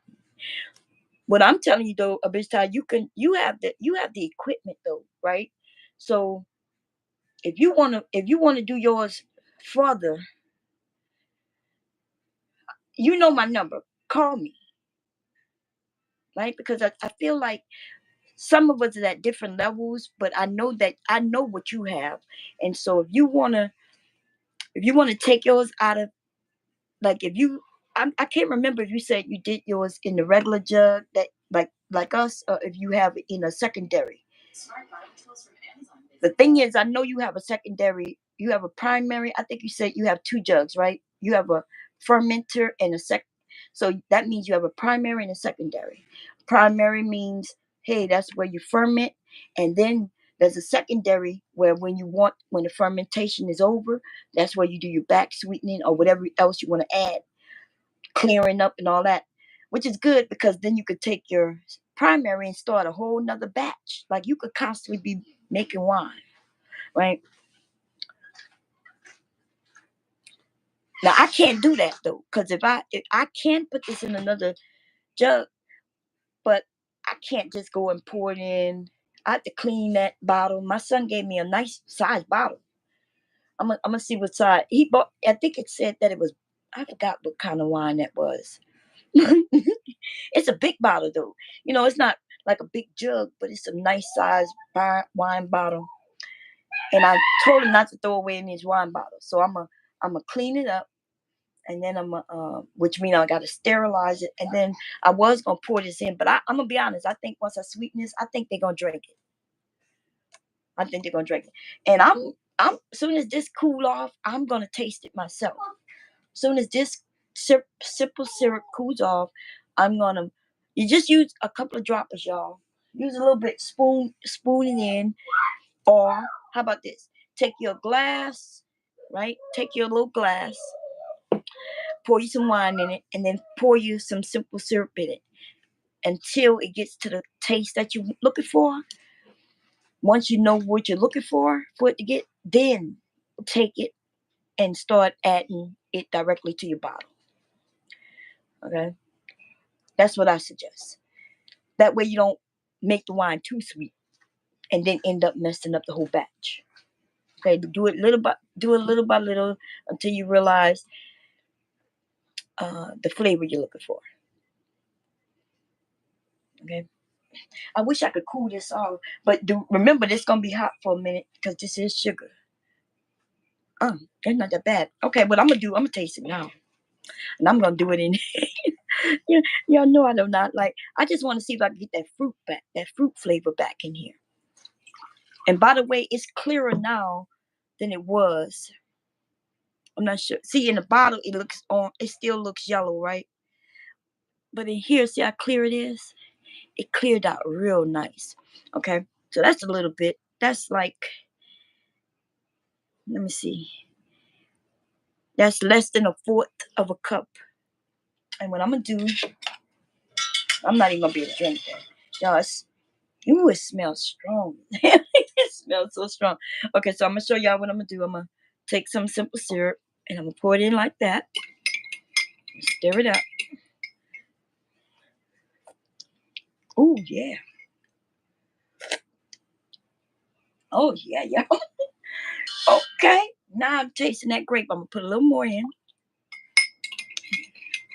That's so much better. Before it was like pure alcohol.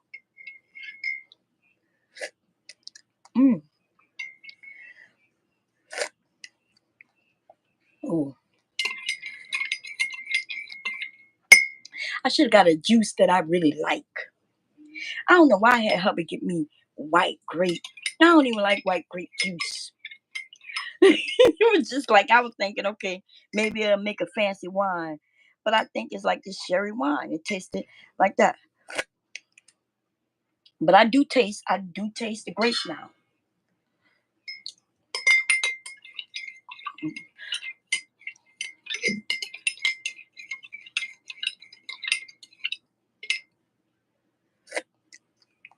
Mm, okay.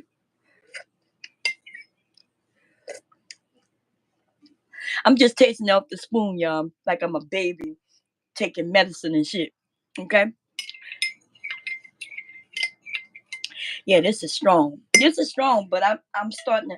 Before it was dry, like it would be tart. Before it was tart, and now it's not like that. Before it would be like, ooh, it was bitter, kind of tart, like make my mouth just really want to purge up, like.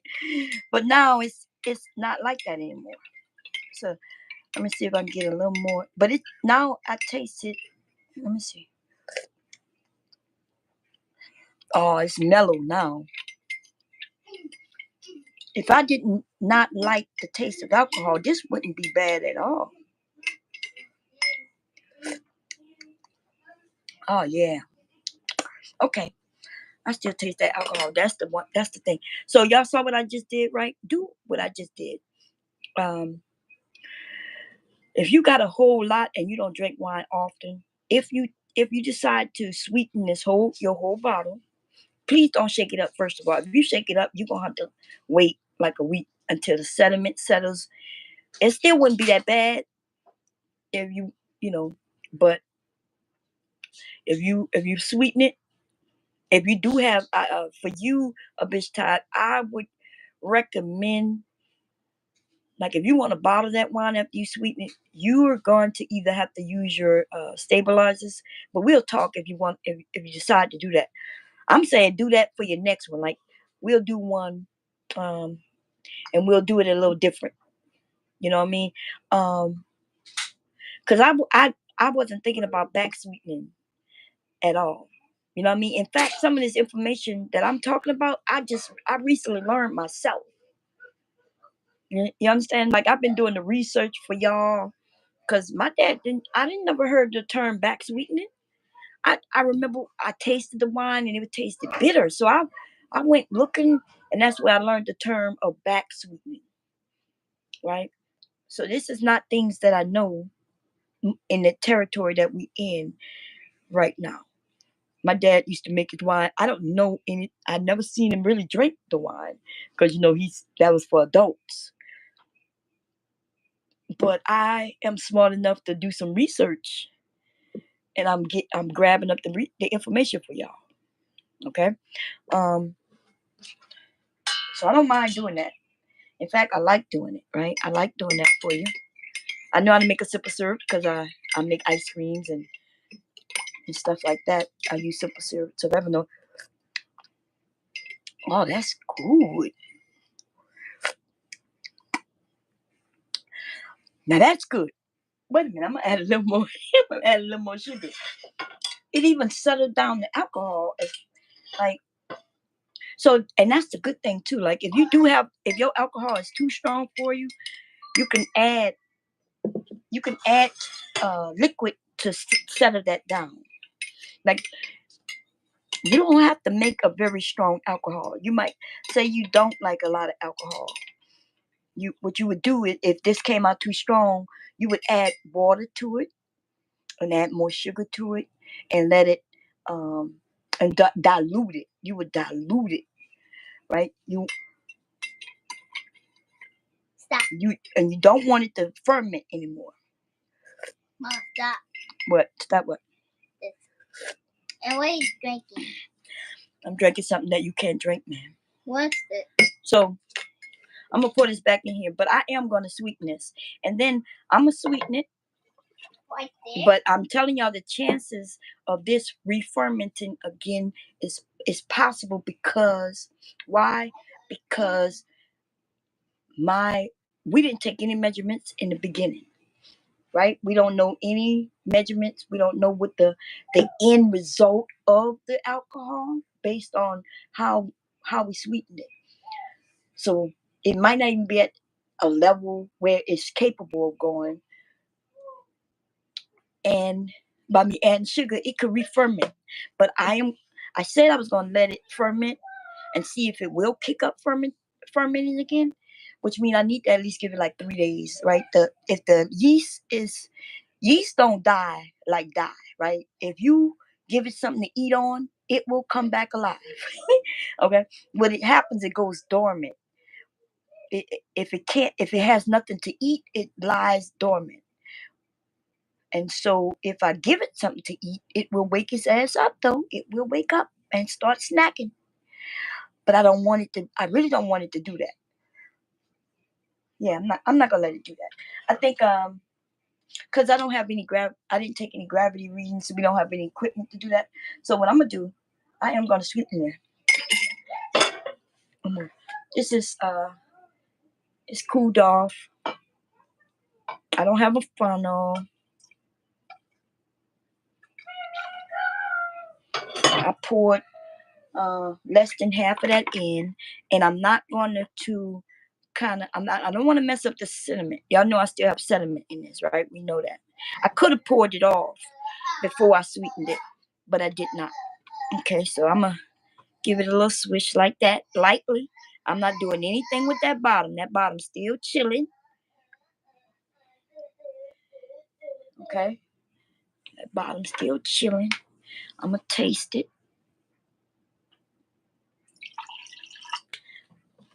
Let's see if it's where I want it. Nope. And I'm gonna pour the rest of it, not all of it. I'm gonna pour some more in there. It's right now. It tastes more like alcohol than any flavors. But I know where I want it because remember I tested it here, so I know I can lighten that alcohol taste up by sweetening it.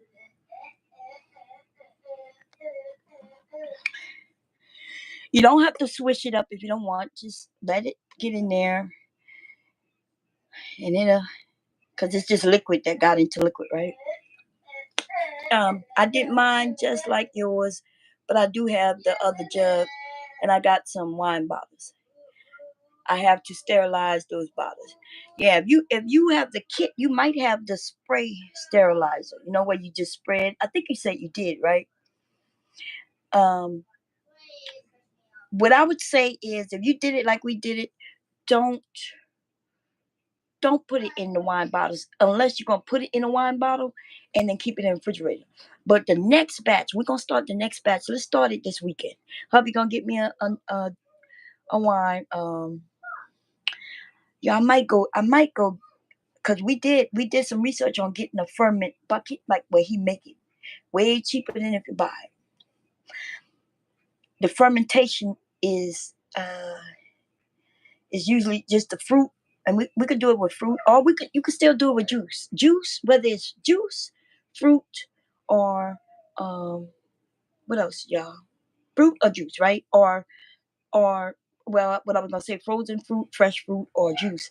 It still ends up being the same thing, right? It still ends up being the same thing. It's more work if you're using fruit because you do have to mash it and stuff like that in order to get the juice out of it, right? So you might end up spending more money buying it that way, but if you get 100% juice, you've kind of saved yourself, right? But you may not be able to find juices in some of those flavors you might want. Like you probably won't be able to find watermelon in 100% juice. You might not be able to find some of the things that you want in 100% juice. Okay, so I'm gonna put this. I want to taste it. Let me taste it a little. Wait, I'm gonna put this back in there.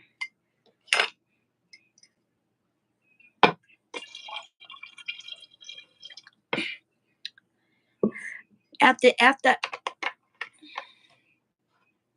look, look, he might drink it for his birthday. Hey, it is his birthday, huh? I'm sweetening it up for him. We're gonna see.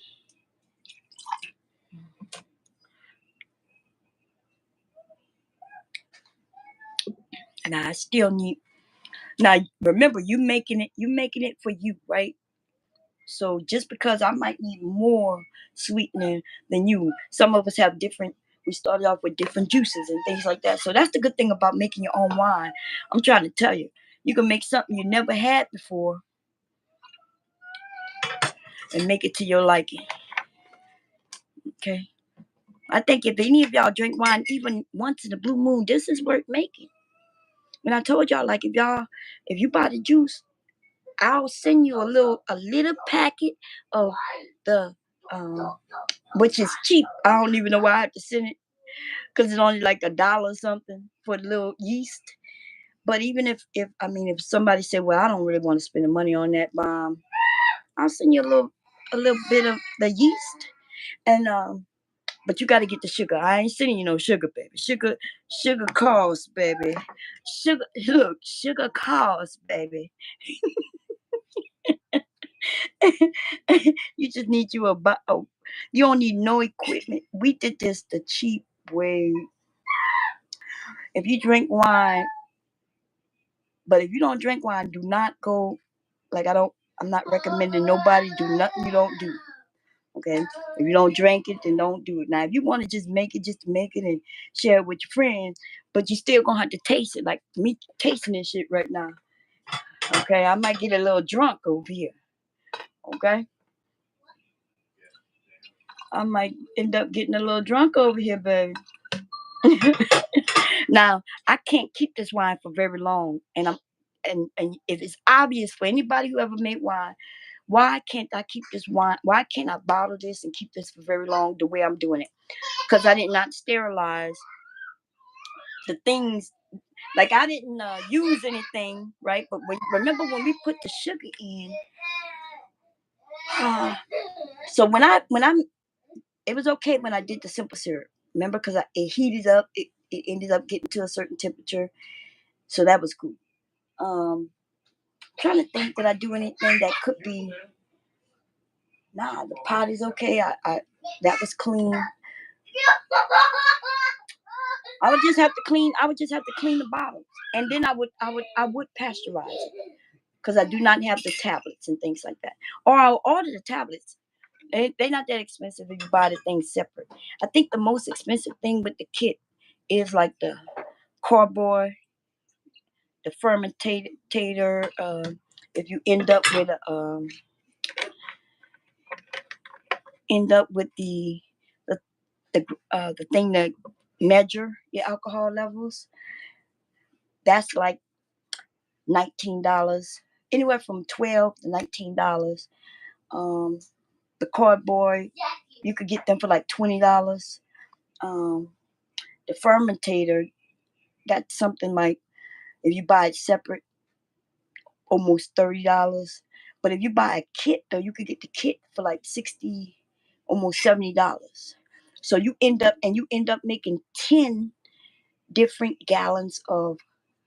You get enough equipment to make 10, and you end up with the ciphering thing. Like it makes it real easy.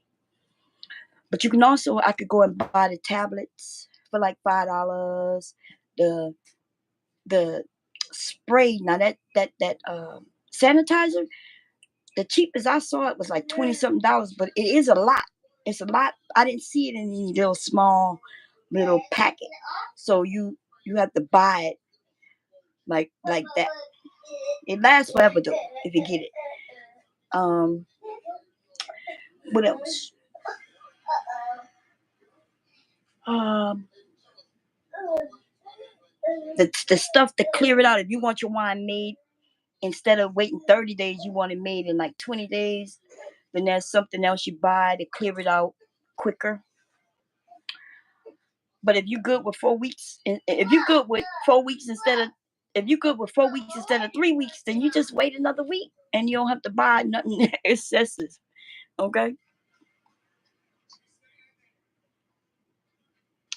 Yeah, try it. Uh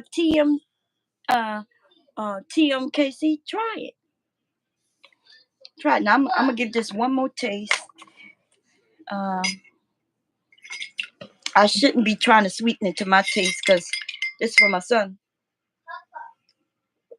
Oh yeah, and metal. So I'm remember I'm gonna pour the rest of this in there. Now let me tell you, if this is not enough sweetener for you, because I ended up using all of this, y'all. I'm not sure if y'all know. I put all that in there. That was one cup of water, and that was 1 cup of sugar. I ended up putting that all in there. So I'm gonna let him taste it. I'm gonna let it set. I'm gonna put it in the refrigerator because I don't want it to ferment anymore. I'm gonna sit in the refrigerator and let it chill out, and then I'm gonna let him taste it. And if he says it needs to be a little more sweeter, because it's not as sweet as I made it when I tested it the first time. Remember, I kept adding. It's not as sweet as that. So if I would alcohol drinker, I would make me some more simple syrup and be pouring more in there. That's how strong this shit was. Now the alcohol doesn't really go away, but you kind of dilute it a little bit. But what I'm doing is kind of covering up. I want some of that grape flavor to come back out, and I do taste it. It tastes a complete different. Okay. So I think Saturday I may do another one, y'all. For anybody who want to try it again, and we step by step. Now, if anybody want me to do it another way, y'all gonna have to donate so I can buy that kit. Cause I look, I cannot. I don't even drink. I cannot. But the kit, if you buy the kit and y'all want me to walk you through the kit without me actually doing it though, I will walk you through that kit. Okay, because it's not too much difficult. I'll tell you how to get your fruits into it. If look, I'll tell you how to do everything, walk you through it. But that kit is $70, y'all. It's $70, okay? Donate, baby. Buy me the kit, and we will be doing the kit. But I don't drink. And the kit does not come. If you buy the kit, I just want you to know the kit does not come with bottles or what they call them, quarts. And the kit, something else the kit doesn't come with. I think it's just the bottles and the corks that go in it. But you could get those. A bitch tied, and she found them at Dollar Tree, y'all. And I think I seen them even cheaper, and she did too at Amazon. They were even cheaper than Dollar Tree. Okay. Um. So what else? Um. Yeah, donate. Send cash app to Bomb Cherry Juice, baby. If I get $70, I'll buy the kit. We'll have it for Saturday. If not, though, and y'all get the kit, I'm cool with that. I'll still walk y'all through it. Okay. I can't walk you physically through it, but I'll tell y'all what to do. You're going to end up with a jug no bigger than this. This is less than a gallon. What is 3/4? How 90? What is a gallon, y'all? I think a gallon is a little more than this. So you're going to end up with something like this size, or a little bigger. You're going to have to get your own juice or your fruit. If you want to do it from fruit, I actually would say start from juice first. It's still the same process, except you don't have to do as much work. But if you want to do it for fruit, I'm okay with that. Just know the fruit got to be broken down, y'all. You're not gonna sit that fruit in a bag and just let it break down naturally. That would take all year. You're gonna cut that fruit up, depending on what it is, and then you're gonna boil it with some sugar to soften it. The softer it gets, then you're gonna blend it, and you're gonna make it into a puree, and then you're gonna take it in that bag that you're gonna get, and you're gonna put it in that bag, and then you're gonna squeeze all the juice out the bag some kind of way. And then that juice is gonna be what you're gonna use to make your wine. And so what I would say is to go and get what I have here, a puree mix. I got this from the restaurant store, but it was in the wine section, the alcohol section. And when I saw it, I was like, "Ooh, I could make my daiquiris with these," and also ices because it's actually is strawberries. It's a strawberry puree. It's full strawberries. So instead of you pureeing it yourself, you could buy it. Okay, if you buy frozen fruit, same thing. You're just not gonna have to take the stubs off it, right? Like if it's strawberry, you're gonna soften it up, add some sugar to it. You're going to puree it. Whether you use a blender, you're gonna get it all up, and then you're gonna put it in a bag, and you're gonna squeeze it until the juice come out. Okay, so fresh fruit, frozen fruit, pureed mix, which is the same thing, or juice. However you want to do it, it's up to you. The easiest way, it's up to you. Now, sugar, then there'll be a wine. If you use honey, then you're making a what is it again, baby? If it's used with honey, I keep forgetting the term. I want to make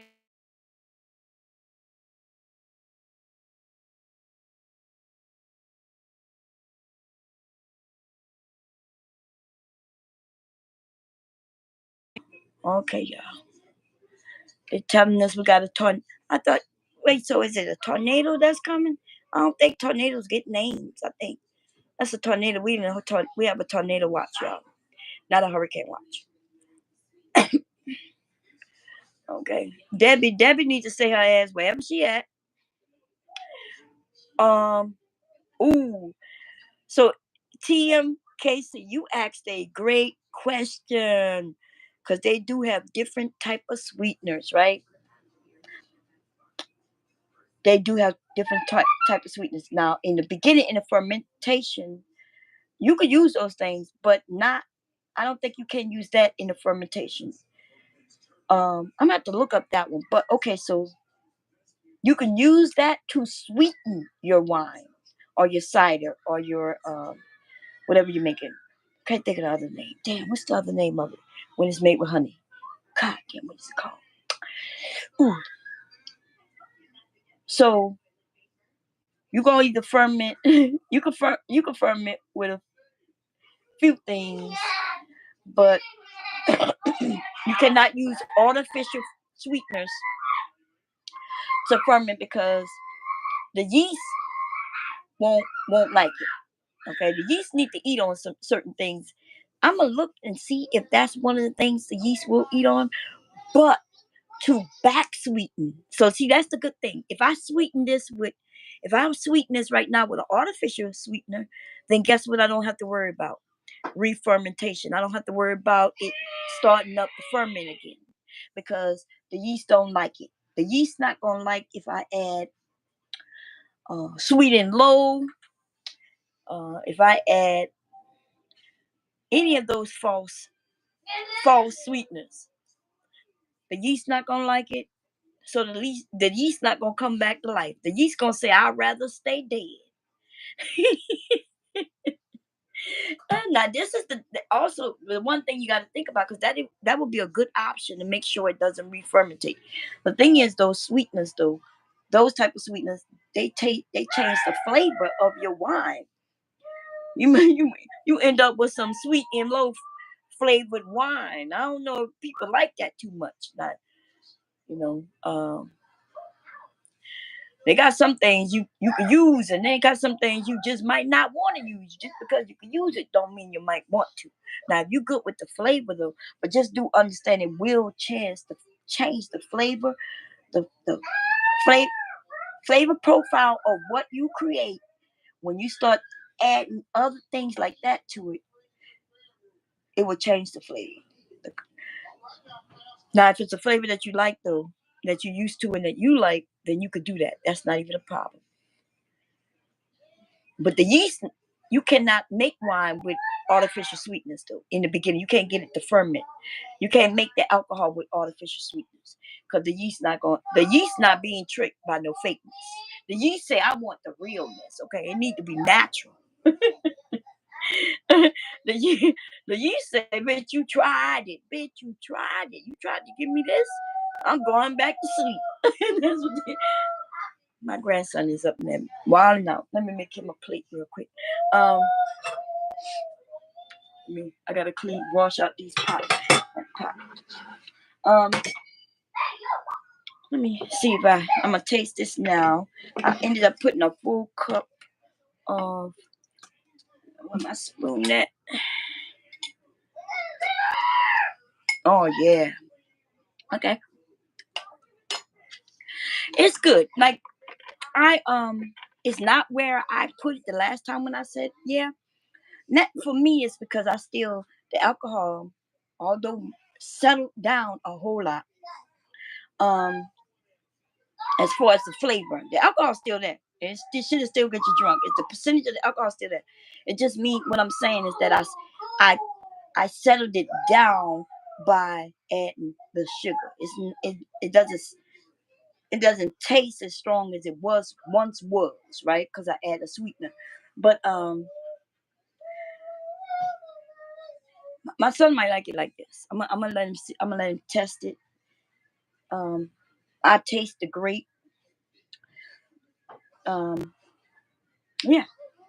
Now, if it was me and I seriously had to drink this, I would drink this little bottle. It probably lasts me all year, a whole year, probably longer than that. I done had wine coolers, y'all, where I bought a 6-pack of wine coolers, and it done last me a whole year. And I'm not even joking. Like one bottle could take me a couple of months to drink bottle, one little bottle of wine cooler. Because I might go in there every once in a while and be like, ooh, I feel like I want to taste on this strawberry wine cooler.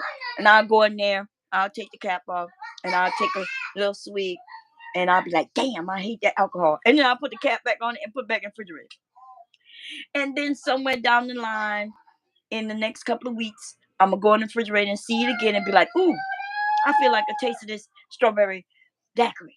And I'm going to take the cap off it, and I'm going to take another swig. I'll be like, God damn, I hate that alcohol. And I'm going to put it back, the top back on, and put it back in the refrigerator.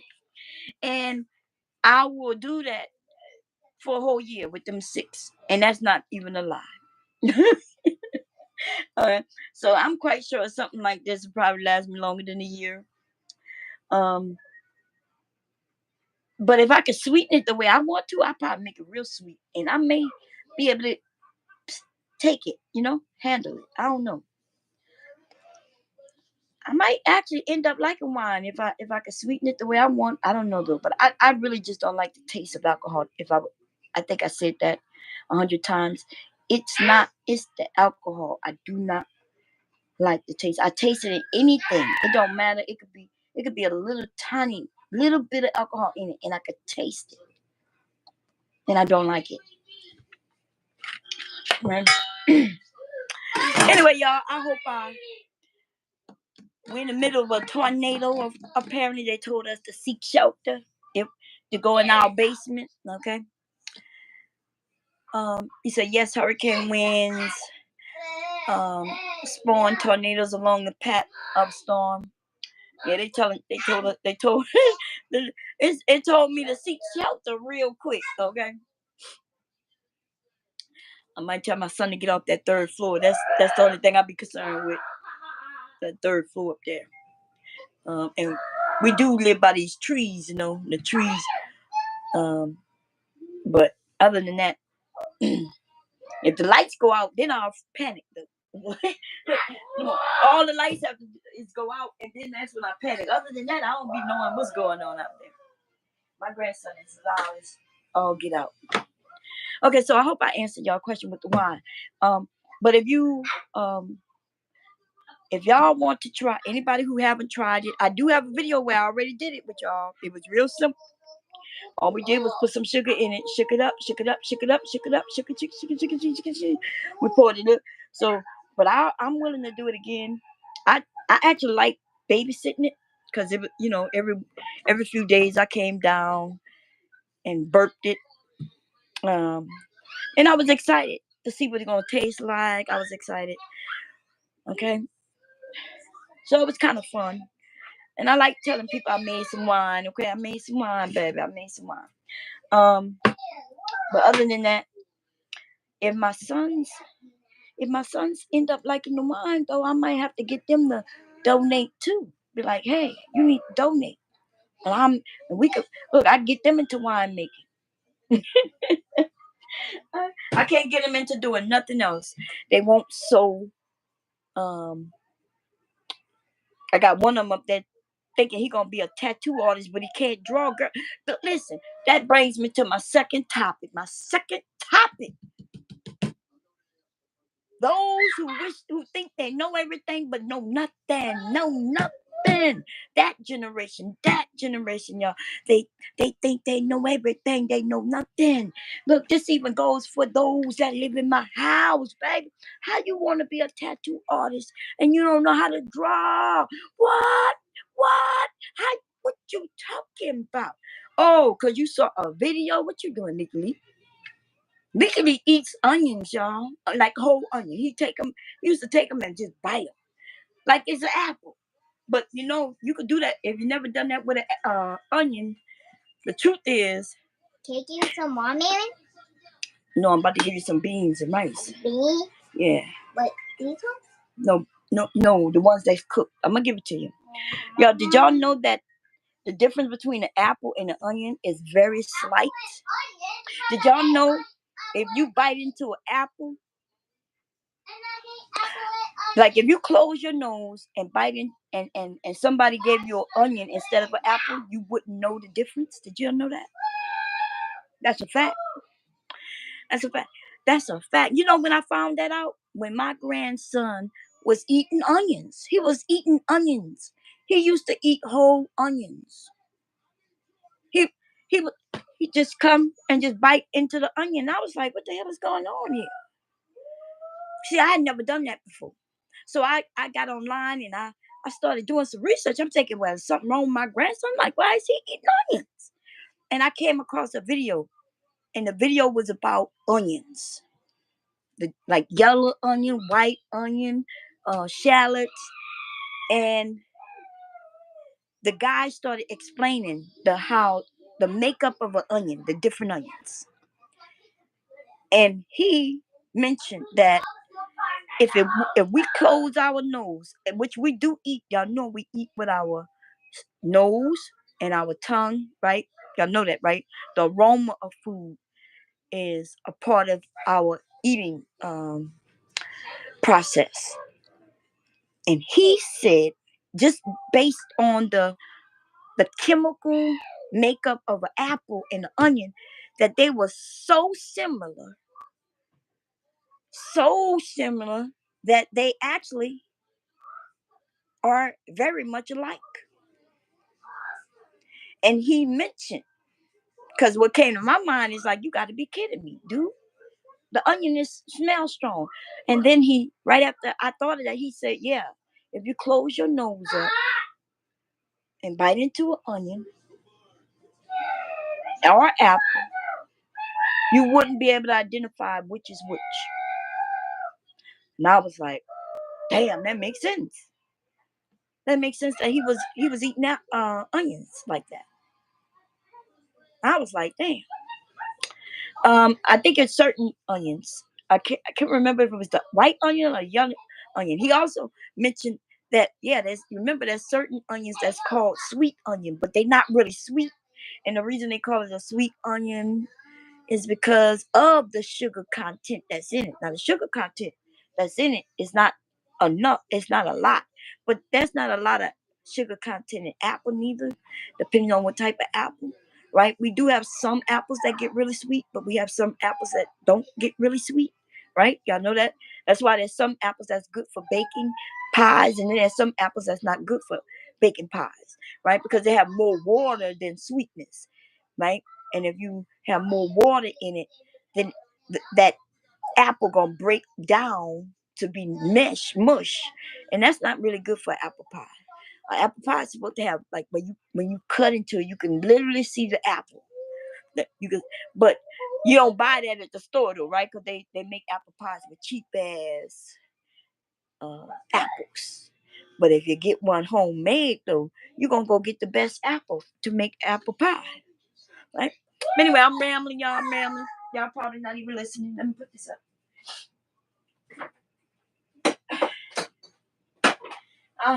I ramble a lot. I be giving out lots of information, but I don't know if y'all be listening, baby. I don't know if y'all be listening. Look, I be excited when I learn something new, so y'all gonna have to forgive me. Cause when I learn something new, I be ready to share it. I be excited. I be like, wow, I did not know that. And look, I love sharing information. Okay, I don't be telling people things because I'm trying to embarrass you. That's not what I'm doing. I'm sharing things that maybe you could do something with it, or you could be excited about learning it too and share it with somebody too, right? That gets to my point. Okay, now we're not gonna talk about my son in this moment, but his generation, okay, his generation is who we talking about. And so what I'm saying is not, I don't think it's an individual person's thing, but I do think that it's a generational thing. And I think because there are videos where a person could go and look, like, for instance, what I just gave you, right? I didn't give you everything in that video because I don't remember everything in that video, right? But I did give you the basic. I told you what it was about. It was about onions. And then I gave you the part that I remember because that's what I was seeking out. I was seeking out to find out why he would be eating onion, right? And so that makes that man video still very valuable. It was a man, if I remember correctly. I didn't steal his information and just act like it's my own, even though I don't remember who posted it. But I gave y'all enough information that I promise if you look it up, you'll be able to find it. And I'm not reposting it and acting like it's mine, and then acting like I know everything. Ergo, what I'm talking about. So I'm over there chilling, looking at, found me some new sewing videos. Yes, I did. I found some new people, black women. I was like, yeah, okay. Huh? Can you Okay. I'm about to make a beans. What you want, babe? I want some stuff onto the Papa TV. You want something on Papa's TV? Among Us characters. Among Us. Oh, where the remote? Where the remote? It's right there. Right here. Okay. It's a top. Okay. Now listen, I'm about to make you some food. You gonna eat? Okay. Let me put your mom.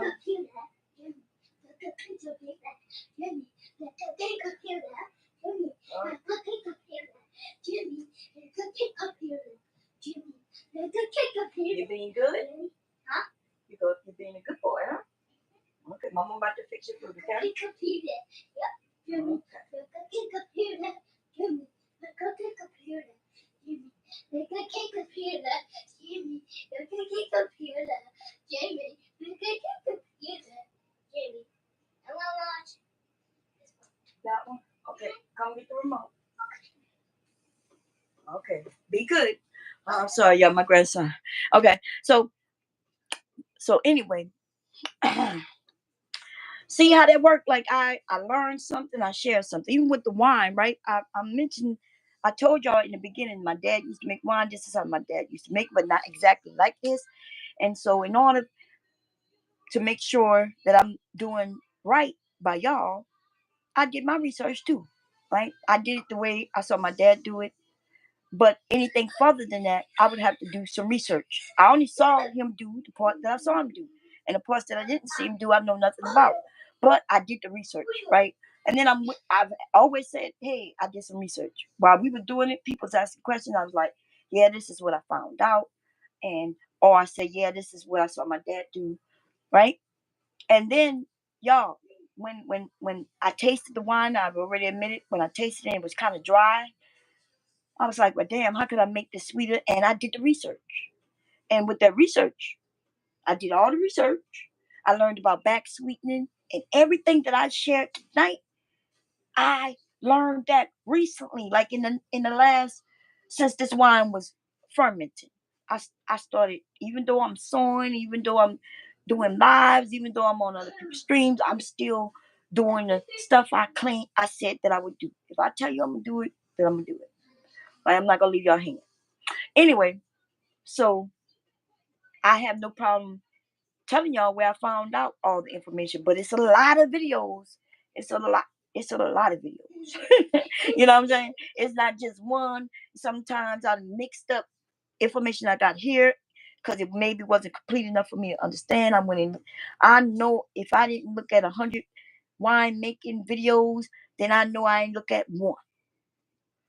That's how I know the difference between cider and making wine and making I can't think of the name. What you make when you use honey. See, I can't even think of the name. That's because I just recently learned this within the last month since we started talking about making wine.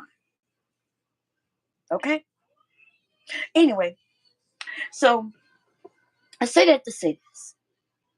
I learned some information and then I said, okay, I'll share. And if anybody come in the chat and say, hey, which did happen when we was making this wine, I'm not sure if y'all remember, a man came in and he was giving us information. And as he was giving us information, I was reading his comments and we was accepting it. And I was like, oh, and I even, you know, we was taking his information. I remembered the information. And I told him to come back anytime.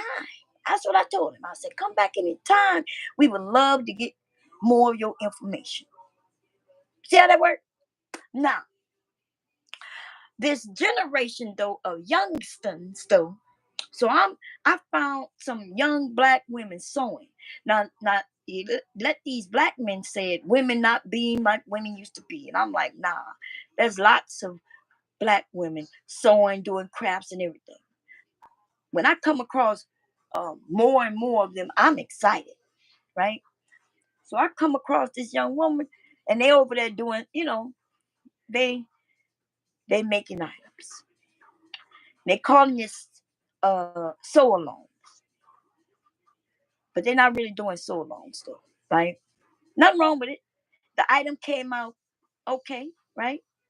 The item came out okay, and I look and I see what they did wrong. I see what they did wrong. And so I'm in the chat, right? Not in the chat because it wasn't live. See, they're not doing any stuff live. You know what I mean? They making videos. And nothing wrong with that. You make a video. So I'm all in the sewing area. And actually people know me. They just don't be knowing they know me because, I got two names, right? I have the house bomb and then I have this name. And sometimes I be under different names. It just depends on which computer I'm on. Anyway, so I'm over there and I'm like, I'm congratulating her for the item. I'm telling her she looks so cute in the item. You know what I mean? Even when the item is not that cute, I still let them know I'm uplifting them. And then I make a suggestion. Hey, if you would have did this instead of that, you would have had it. Um, she had mentioned that she was doing a sew along, and I was like, I gave her all the compliments, told her it came out nice. And then I also said, girl, but it don't even matter because I don't see that anything you could put on would not look good on you. Right? I'm giving her compliments. And if I would have been mean to her, she probably would have been a little nicer to me. But see, I'm being so nice to her. I guess she just had to be a little sassy, baby. I gave her all those compliments and then I gave her some suggestions on, hey, you say this is sew along, so why aren't you showing us you sewing? What the fuck is going on? How is it a sew along, but you ain't sewing nobody sewing? Now, see, I didn't say that to her like that. I just was like, hey, you said this is sew along, but you ain't showing nobody you sewing. And so she made a comment under that and said, oh, this is sew along. She said, yeah, this is a sew along. I was like, well, it can't be a sew along if I can't sew along with you. How am I can't sew along with you. I don't see what you're doing. You ain't showing us what you're doing. And suppose I don't even know how to do what you just did. I would be stuck. And so and I was explained that's why it's not a sew along. And I was like, a sew along is where I can sit and I could sit after I get everything you told me to get. You told me to get this pattern, you told me to get this fabric, you told me to get this notion. And then while you're sewing, I'm supposed to be able to look at what you done and do it. And at the end, I should get the same result you got. Because that's the reason, that's what you're doing. That's what you you telling me I could sew along with you and I should be able to get the same result. That's all I said. That's what I said. That was I commented, she commented back, I commented back and said, nah, this not the way so long because I should be able to follow you and get the same result. But I can't because you're not showing us. That's what I said. Okay, cool. She made a video, baby, and I'm telling you, she was like, I ain't gonna say no name. She had nothing but attitude.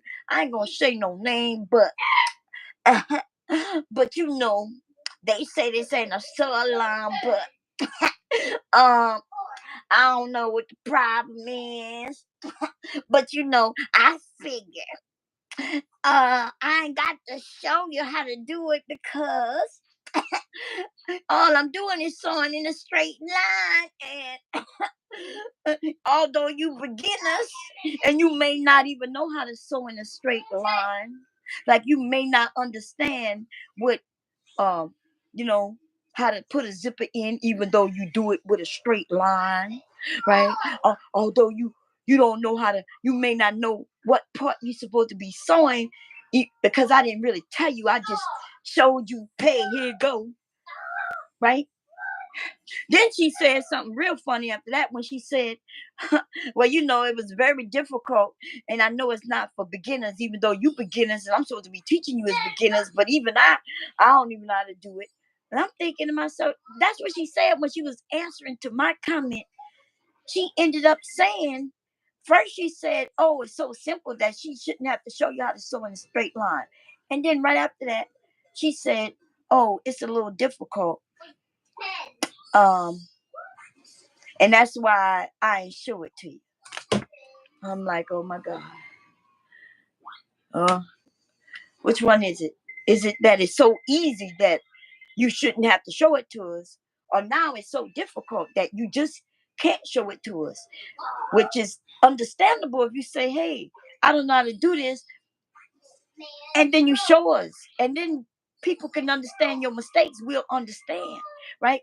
Because we'll see you make your mistakes. Everybody understands mistakes. In fact, most people appreciate the mistakes because see, they don't know how to do it neither.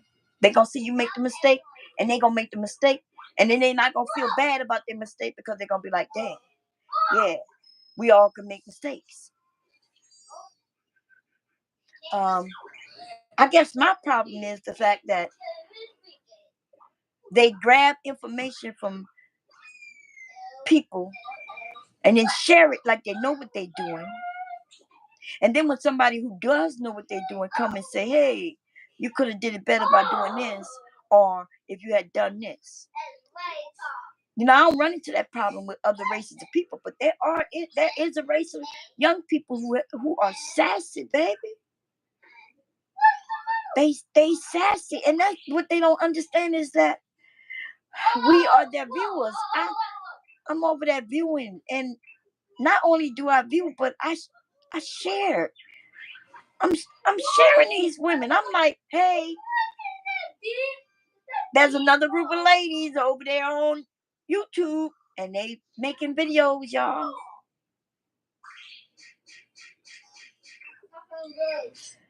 So I'm not only just watching them and giving them a view, but I'm promoting them and getting them even more views.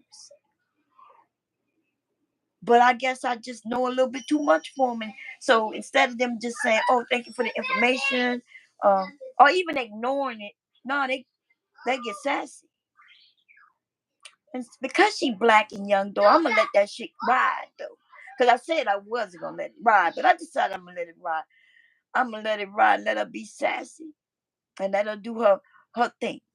The shit that she don't know how to do, she ain't gonna never. Cause I tell you this, young lady, if you using a pattern, I'm gonna tell you um that's not high level, honey. That's baby steps. Every single pattern is baby steps. If you bought a pattern to make an item, You are baby stepping it. You have a puzzle. Somebody gave you the puzzle pieces.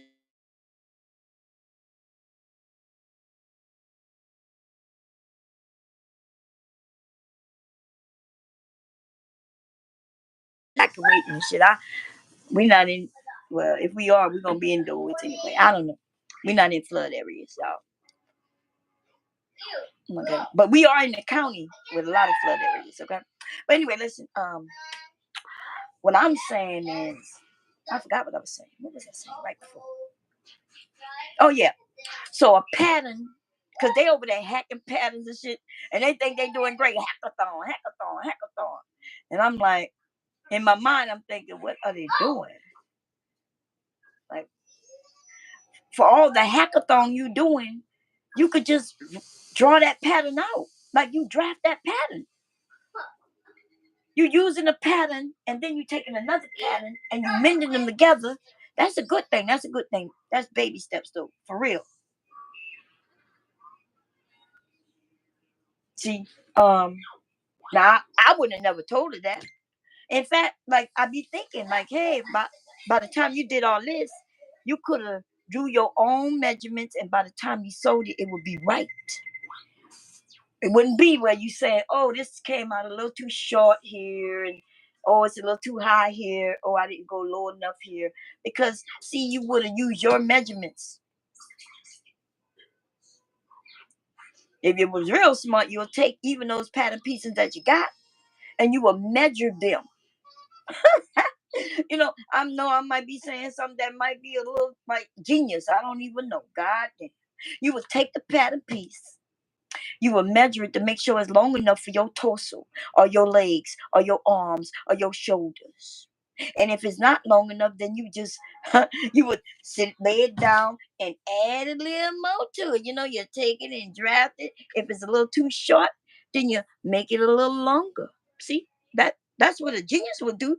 Not even a genius, just anybody with a brain who's thinking about it. I know I might be a little too harsh on him right now. Because listen, there's a lot of things I don't know how to do, but the difference between me and some of these generational motherfuckers, right, is that if I don't know how to do something, when somebody show me, I'm gracious and I'm not snapping back at them and telling them I don't know why you telling me anything. But that's the generation. I've never like maybe that's why we was taught to keep our mouth shut.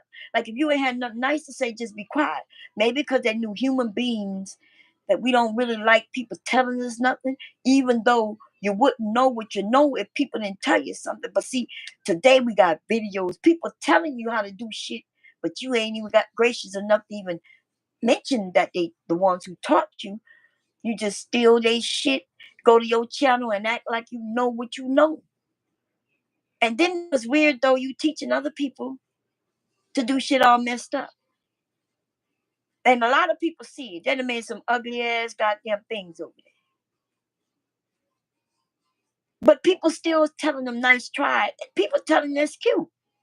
I've seen when one shirt was so goddamn ugly, it was ridiculous. And all of us were still telling her it was a good try. It's a nice color. We might, the shirt was all fucked up. And when I say it's not just one of them, it's like a little group of them. They kind of grouped up, right? Um, I guess when you grouped up with people, I guess you might end up getting a little bit of it, even though you may not have done anything. But anyway, um, shirt was ugly, but the color of the shirt was nice. Like she chose the right color. I was like, oh, that's a nice color. I thought it was a nice. I wouldn't call it a nice try. Like it was real fucked up, y'all. The shirt was ugly as hell. Like it was lopsided, y'all. See, they got certain things you not supposed to be trying to do. Not not showing other people how to do it. How if I make a shirt, right? A button the hardest shirt to make, y'all listen, there's lots of things that are easy that you can't hardly mess up. I know it might seem like Some of y'all who don't sew, you probably thinking you will fuck up everything, but nah, it really is easy. They give you, if you could put a puzzle together, you could sew a shirt, a skirt. But there are certain shirts and skirts and things that are a little more detailed, right? So a button down shirt would be one of those that are a little more detailed. Why? Because you got to make sure the buttons align, right? You got to make sure the buttonhole on this side of the shirt lines up with the button on this side of the shirt. So although it's not real difficult, it may look a little scary. And you just got to take your time and do the measurements right. That's all. But that's not beginner. That would never be beginner. A button down shirt is not a beginner item. And yet a beginner is teaching other beginners how to do the shirt, did the shirt, and then the shirt fucked up. And then everybody was supposed to act like the shirt wasn't fucked up. Even she said the shirt fucked up, but the shirt was fucked up. But nobody can suggest how maybe, you know, this is if you measure from here to here, and then if you learn how to do you like there's all kinds of things that there's a lot of us, like I'm quite sure million of us, women who've been sewing for 30 plus years could have shared in order for the next time it would be so much easier. But yet we can't do that though, because some of these people they don't want no they don't want nothing but compliments. If it's not a compliment, don't tell them nothing. Don't show them. Don't give them no suggestions. Don't do nothing because the suggestions look like you judging. And yes, we judging that ugly shit you done made, but not harshly. We just telling you we see where you made the mistake, and if you did this or if you do this next time, you'll get it. Oh, and you know the one that pisses all of us off, especially those who've been so when they be talking about brand new way of putting in a zipper, and then I'm watching all the ladies like myself, and even those who older than me, y'all, the ones who probably taught me, on there talk about. I learned this 40 years ago. Yeah, this is look. They making it seem like it's something new that they just created just recently or some shit. People been sewing since before I was born. Way before my grandma was born, way before my great great grandma was born, way before my great great great great. Like they did it on different machines by hand. Like, and we got people on here talking about, oh, check out this new way of doing this. Check out, like this shit ain't new. Anyway, I'm about to get off here rambling because that's all I'm doing right now. I'm rambling. Listen, y'all. I don't know what's going on. I love learning. I learn from everybody. I learn from younger people, older people, men, women, children. Oh, children would teach us some shit in a minute. My grandson be teaching me the craziest things. I'll be thinking to myself, how is this boy even notice things that he know? Right? Um, and I love to share things, which y'all know already. In case y'all don't know that, I don't know how y'all wouldn't know that. I talk a lot, but I don't like talking. What I like doing though is sharing and learning. I love that. I love that. And I'm okay with a little confrontation. I'm okay with you disagreeing and me and you disagreeing. I'm okay with that. And if people come in my area and say, hey, when you sold that, would you would it have been better if you would have did this than that? And I might look at once somebody did that to me once, and I'm looking, and I was like, wait a minute, what they said makes sense. And I looked and I looked and I looked, and then I realized no, what they were saying didn't make sense, but I understood why they said what they said, right? They was like, why didn't you do fold it over, then fold it over again, and then sew it instead of me folding it once, sewing it, and then folding? Well, it was the type of pleat that it was, and how it landed where it landed, right? Because I did a lining in it, and so that's why I couldn't do that. But anyway, I explained that. Like they asked me that question, I thought about it. I was like, wait a minute, what they're saying makes sense, and it does, depending on what I was making. Um, yeah, that would have made sense. But for what I was making at the time, it didn't. And I'm just saying, oh no, what you're saying makes sense. But this is why it don't make sense in this instant. And I explained that shit. And it was it. I've had people say, hey, I recommend you use this foot. It'll be easier. I'm like, oh, and I might ask them, well, what that foot look like? They got lots of feet, y'all, different feet. They got some feet I have that I don't even know what they for. You see what I'm saying? So I may have the foot, and the person tell me what the foot look like, and I'll be like, oh, I think I have that. And then I might go look at a video, or they may have a video, right? It may suggest that I look at their video or somebody else's video, and then I learn. That's called sharing of information, but not this generation of millennials mainly. But the truth is, I think they like the late millennials. They should be considered zennials because they on that zennial shit. Okay, they on that zennial shit because even the millennials, like, come on, millennials are kind of cool, but they was raised with us though. The zennials, I don't know, you zennials, man, you late millennials, you kind of zennials. And I got one in my house. Actually, to be honest, I got two of them in my goddamn house. I'm telling my son about eggs. He acting like he ain't even listening to me. Like, I don't know. And then he told me I don't know. He almost told me I don't know. The way he was like, all protein is the same. What? That's what my son told me, y'all. Listen, I done raised these young men. I done fed them and clothed them and washed their ass. I taught them how to, they wouldn't even know how to wash their ass if it wasn't for me. And they gonna make it seem like I don't know what a protein is. And I'm like, dude, no, all proteins are not the same. Protein for our body is not the same protein for wheat or for different things. They got other proteins. Proteins is like one of those terms that mean something, but there's like like we was talking about bread, y'all. He thought that the protein that you put in the bread was gonna be the protein that he need for his body, for his health. He's on a protein kick right now. And so he wanted me to add the protein to my dough. And I did, but even then, I'm letting him know, hey, this isn't the protein that you think. I said this protein is about strengthening the gluten. I said, but this is not the protein that you're looking for in your diet. He told me all protein was the same protein. Y'all, his ass lucky he ain't out in that tornado right now. Okay. And he lucky I ain't turn him into a tornado. World his spin his ass around his goddamn house and throw his ass out. Okay. But I didn't do it though. I didn't do it. I didn't do it. You know, I just was like, forget it. They act like we stupid. But see, they know better though. Right? They know better than the he said that shit, I couldn't believe it. He said it nice though. Cause if he would have had a little, just a tad little attitude, I would have bashed him in his head with the protein goddamn bag. You understand?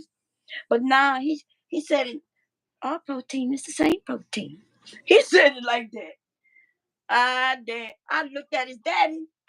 I said, you better get him. You better get him. You better get him, okay? How in the hell you raise kids? They survive. They've been treated well. In fact, they've been treated a little too well. They spoiled as hell, right? Like spoiled. Anything and everything they wanted, they got. And and then they act like you don't even know shit when they get of age. They act like, oh mom, you don't know. You just don't know. What you mean I don't know?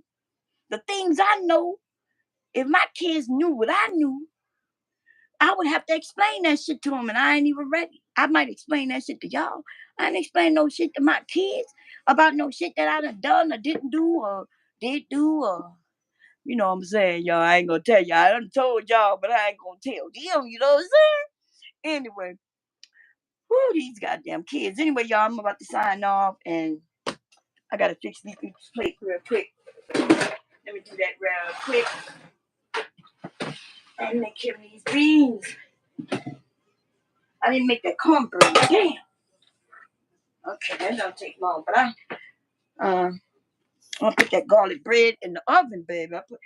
They'll have some bread all right. Now I have something for him already. Let me see. Oh man, his bowls. Wait, y'all, they be doing the weirdest thing in my kitchen. The weirdest thing. What's the weirdest thing? Let me show you. I'm gonna show y'all what they do. Let me show you what they did. Leak cups, pot, leak bowls is way up there. See what they done me? You see? So I can't reach. Look, this is the farthest I can reach. I can barely reach this. That's me on my tippy toes. Look, that's on my tip. I can barely get anything. I can't even reach leak plate right there. And all them bowls. Why would they do that to me? Why would they do that to me? Huh? They do that. That's what they do to me. So I had to go in the dishwasher and grab this one. But see what they did? They do it. They come in my kitchen, they change it up. They put the rice on top of refrigerators. They put my measuring cups. That's why I couldn't find it. The hubby said, it's on top of the refrigerator. I'm like, oh shit. I can't reach it. I can't reach it. I'm short. Yeah, I'm short. I can't reach no shit that's on top of nothing. If it ain't on top of this counter, then guess what? Then I can't reach it. Okay? I can't reach it, baby. Oh no. Oh man. We got some smoked ham in this. We got smoked ham in these beans, y'all. And I'm gonna tell you, I need to put a little more liquid in these beans because see what they done? It got thicker. Thicker. Because they done cooled down a little bit. Let me find the big spark. Okay, give me a second. They got thicker. Oh, that is. Okay. Look, I got you. I'm getting you spark. I'm about to make the plate, okay? I'm gonna get everything together for you. Ah, I should have had. If I would have known it was storming, I would have had them pick up the chicken. Uh, so see the beans. See that the beans have flavor on it because of the gravy now. It got thicker. Let me taste it. No. That's good. The bean. The bean's still intact. It's not too mushy.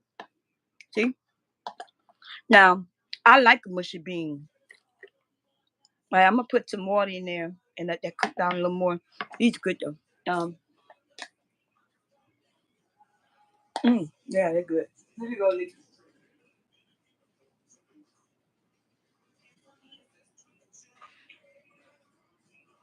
Good. Got the beans right, okay? Okay. He love him some beans right, y'all. Now, I have to keep cleaning up this kitchen. I don't know how it gets so messy. It looks messy, and I don't remember doing much or nothing. I don't remember doing, but I did take out a few things just to show y'all. I need to stop doing this shit right now. I start taking out all kinds of shit just to be like, oh, y'all see this? Oh, y'all saw that? Oh, I got this. Oh, look at this. And now I have to put this back. Anyway, I'm on my phone, y'all. I didn't want to bring my phone down. I had to bag this up. Let me see. I can't reach them. Okay, wait. I see the.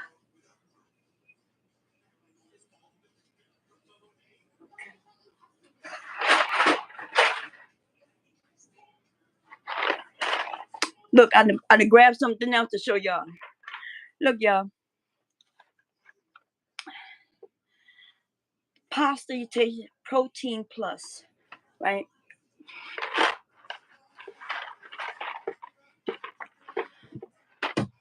Let's look and see what they talking about. The pasta you love with the energy you want. Classic al dente pots, chickpeas, lentils, and peas.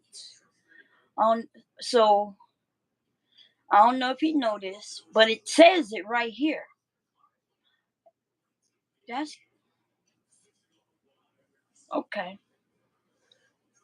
Okay, so He not gonna look. I'm not gonna tell him either. I'm not gonna say not a damn thing to him, cause then he not gonna eat it. But see, so this has protein, and just like I told him, the protein that he's talking about when he talked about the flour is not the same protein.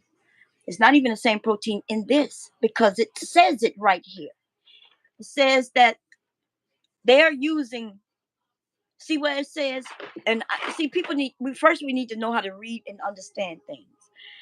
Protein plus, right? You see that plus right there?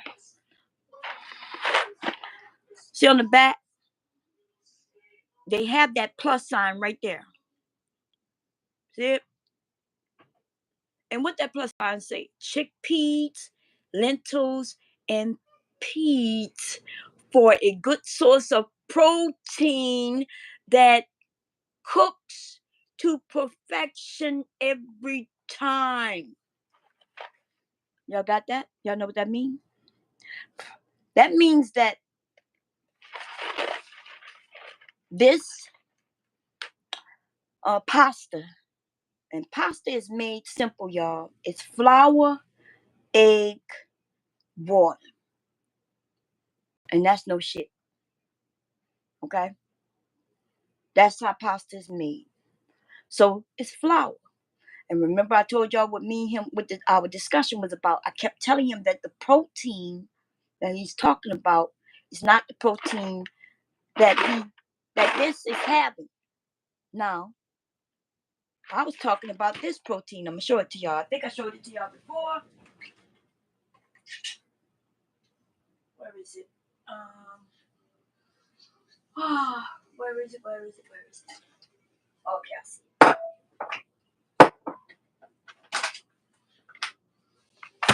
This is the protein. This is called vital wheat gluten. And this is wheat protein.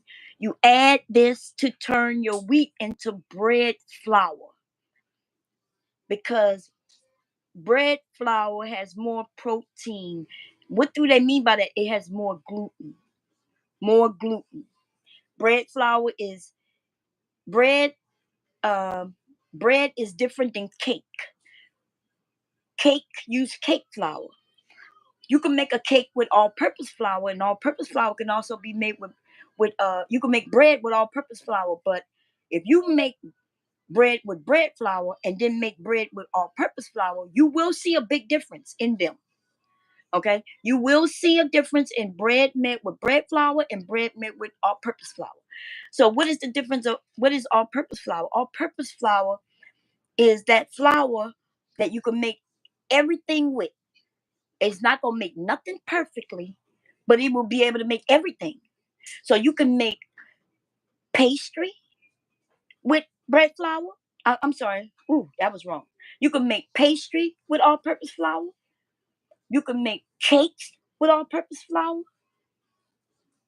You can make pie doughs with all-purpose flour, and you can also make bread with all-purpose flour.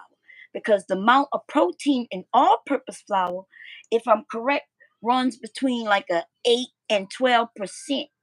So these things fall within that, and therefore you can make them. But there is pastry flour. Pastry flour is made for pastries. And there is cake flour, and cake flour is made for cakes. And there is bread flour, and bread flour is made for bread. And if you use pastry flour for pastry, you will make a very good pastry, baby. See, that's the difference between being a baker and not being a baker. A baker knows what type of flour to use. And that's why if you bake a pastry and I bake a pastry, if we was really having a contest, then I know what type of flour to use that gonna make my pastry way better than your pastry. And it's gonna be in a delicacy. It's gonna be how delicate that flour is. Now the thing about pastry flour is I have a lot of it. Hubby bought me the wrong flour. He was supposed to buy me bread flour. He bought me pastry flour. Ain't nothing you can do with pastry flour. Let me tell you why. Because it does not form gluten. It does not have protein in it. You cannot make pizza with that shit. You cannot make nothing except pastries. Pastries don't have gluten, right? When you crumble up a pastry, it flakes apart. It doesn't hold together. It's not chewy. You can make a pie dough with pastry, right? Because pie dough is pastry. But what happens with pie crust? You can make a pie crust by crumbling a cookie up and mashing it together because it has no gluten. See? So pastry dough has no gluten. When he bought me he bought me a 50 pound of pastry dough. And that shit sat there for 2 years. I used a little bit of it. I made some macarons. I made and I oh no, I didn't even make macarons with that. I have almond flour for that. Okay. What I made with that pastry dough? I think I made a couple of what did I make? A couple pie doughs. Don't even need a lot. And then it just sat in that corner for like over a year. I kept trying to give it away. I couldn't even give that shit away. I couldn't give pastry dough. I couldn't give that pastry flour away. People didn't even know what to do with it. Some people don't even know it exists. Okay, you don't make cake with pastry dough. I tried to make a cake with the pastry dough by adding this to it. See, but it wouldn't even take this. This couldn't make that in. It wouldn't make it strong enough. Okay. So then what was next? Um, so this I can make all-purpose flour. I was about to add more water to it and let it cook down a little more.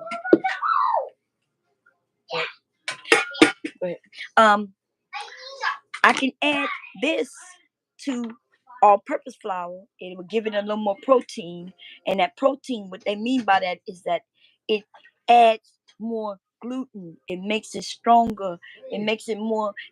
This will make a good piece of dough too, right? It just make it different because it gives protein. But this protein, like I told my son, and this protein is not the same, and that's why this protein, instead of them adding this to the flour and claim that it's protein, is not what they did. They actually added beans, lentils, chickpeas, and chickpeas, lentils, and more, and it's another type of peas. Let me see what type of peas, because I don't trust them. Okay, so they used pea protein, chickpea flour, which means they took the chickpeas.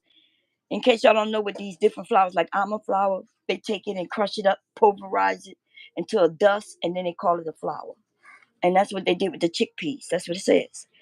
Chickpea flour. Pea protein. I'm about to see how they made a pea protein, but they took beans, lentil, right?